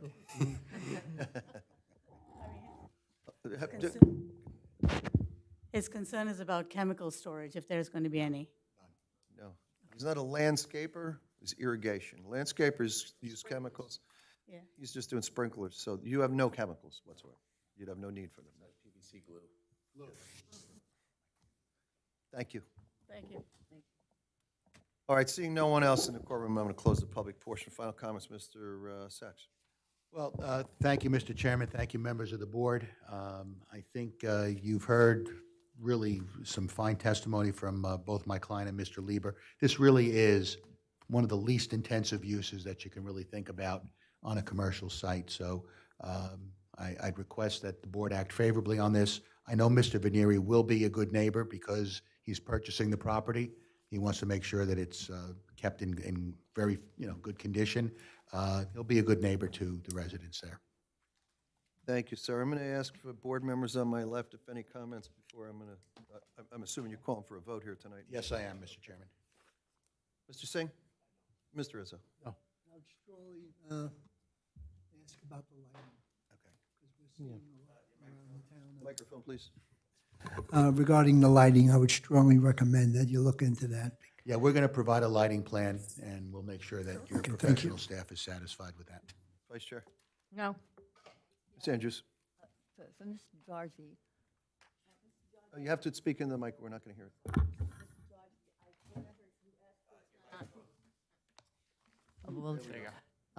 did you mention testing? Yes. I thought so. That's on the environmental, correct? Yes, the applicant Okay. agreed to provide the testing in relation to the former gas station. No, because I know everything was done before New Jersey had the regulations. Thank you. Mr. Testaverde, and Mr. George, just to reiterate, everything on here that we've spoken about would be part of any approval. That's correct. With the only exception being that the applicant requested to not have to do the testing with regard to the agricultural pesticides. Right, but you agreed on that. We agreed that. Okay, that's fine then. My only comments would be, that Mr. Lieber makes an interesting, it's a common sense comment that there's going to be a D1 use there somewhere because nobody's building a house there. And it's an interesting observation the way to start, and I wrote that down. It brings me back to a number of years ago where a similar situation happened. It was over on Inverness Drive where there was an irrigation they wanted to use. I don't know if they're still there. I think they are. But whether they are or they aren't, but they did, there was some neighbors' concern. They did put up an area where they had, that's why I was used to these vehicles, these vans, and apparently got along very well with their neighbors. Again, I don't know, business-wise, it's none of my business, but it brings me back to that it apparently does work. This is a low-intensity type of operation for nobody's coming in to buy anything. You're not allowing that. There's nothing to sell. There's nobody coming in except your workers, and then they're going home, your vehicle's going out. Certainly, you don't want them back in the building if you're paying for them to go out and work. So I kind of understand that. So I think it's a good repurpose of that building. The outdoor storage was a concern, but I see you've rectified that. You're going to satisfy the neighbor too, and keep those pieces there. And that way, Whatever they need, we'll work with. and of course, you're going to be a good neighbor, as I thought. So the sign not lit is just going to be another sign of a destination sign, right?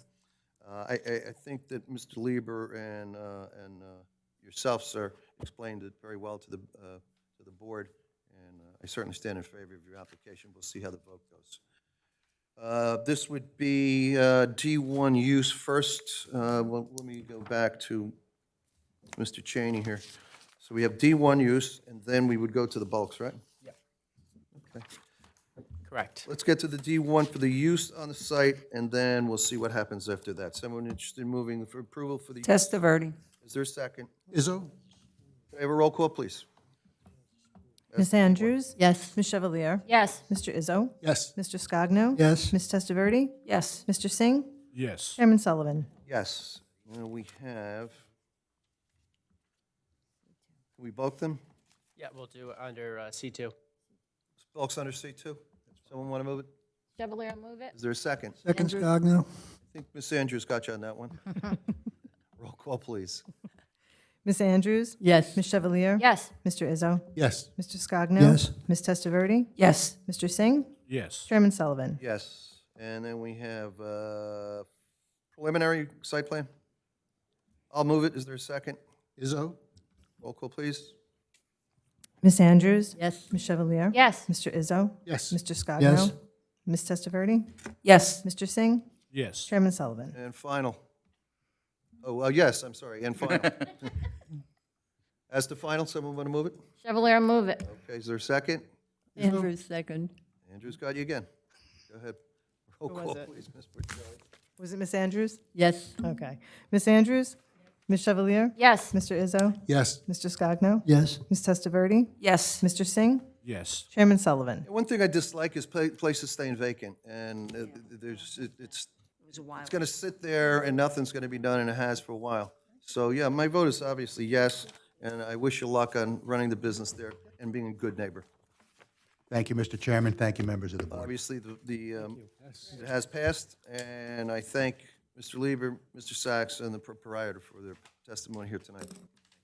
Best of luck. Yes, good luck. All right, we have no one else in the public, so I'll skip general public comments. And is there anything that, you don't have any advisements from the town, do you, Danny or Mr. Tarji? I have nothing, Mr. Chairman. I do not, Chairman. Nope. Okay, Mr. Cheney? Nothing, thank you. All right, well, thank you for being here tonight. Board members, our next meeting is when? October 17th? October 17th. And we have a special meeting on the 21st. I just wanted to remind everybody. Okay, but the 17th is the next meeting, right? Correct. All right. Someone want to, no, 21st will be the special meeting, regular meeting on 17th. Yes. Okay, I'll move for an adjournment. Testaverde. All in favor? Aye. We stand adjourned. Thank you all.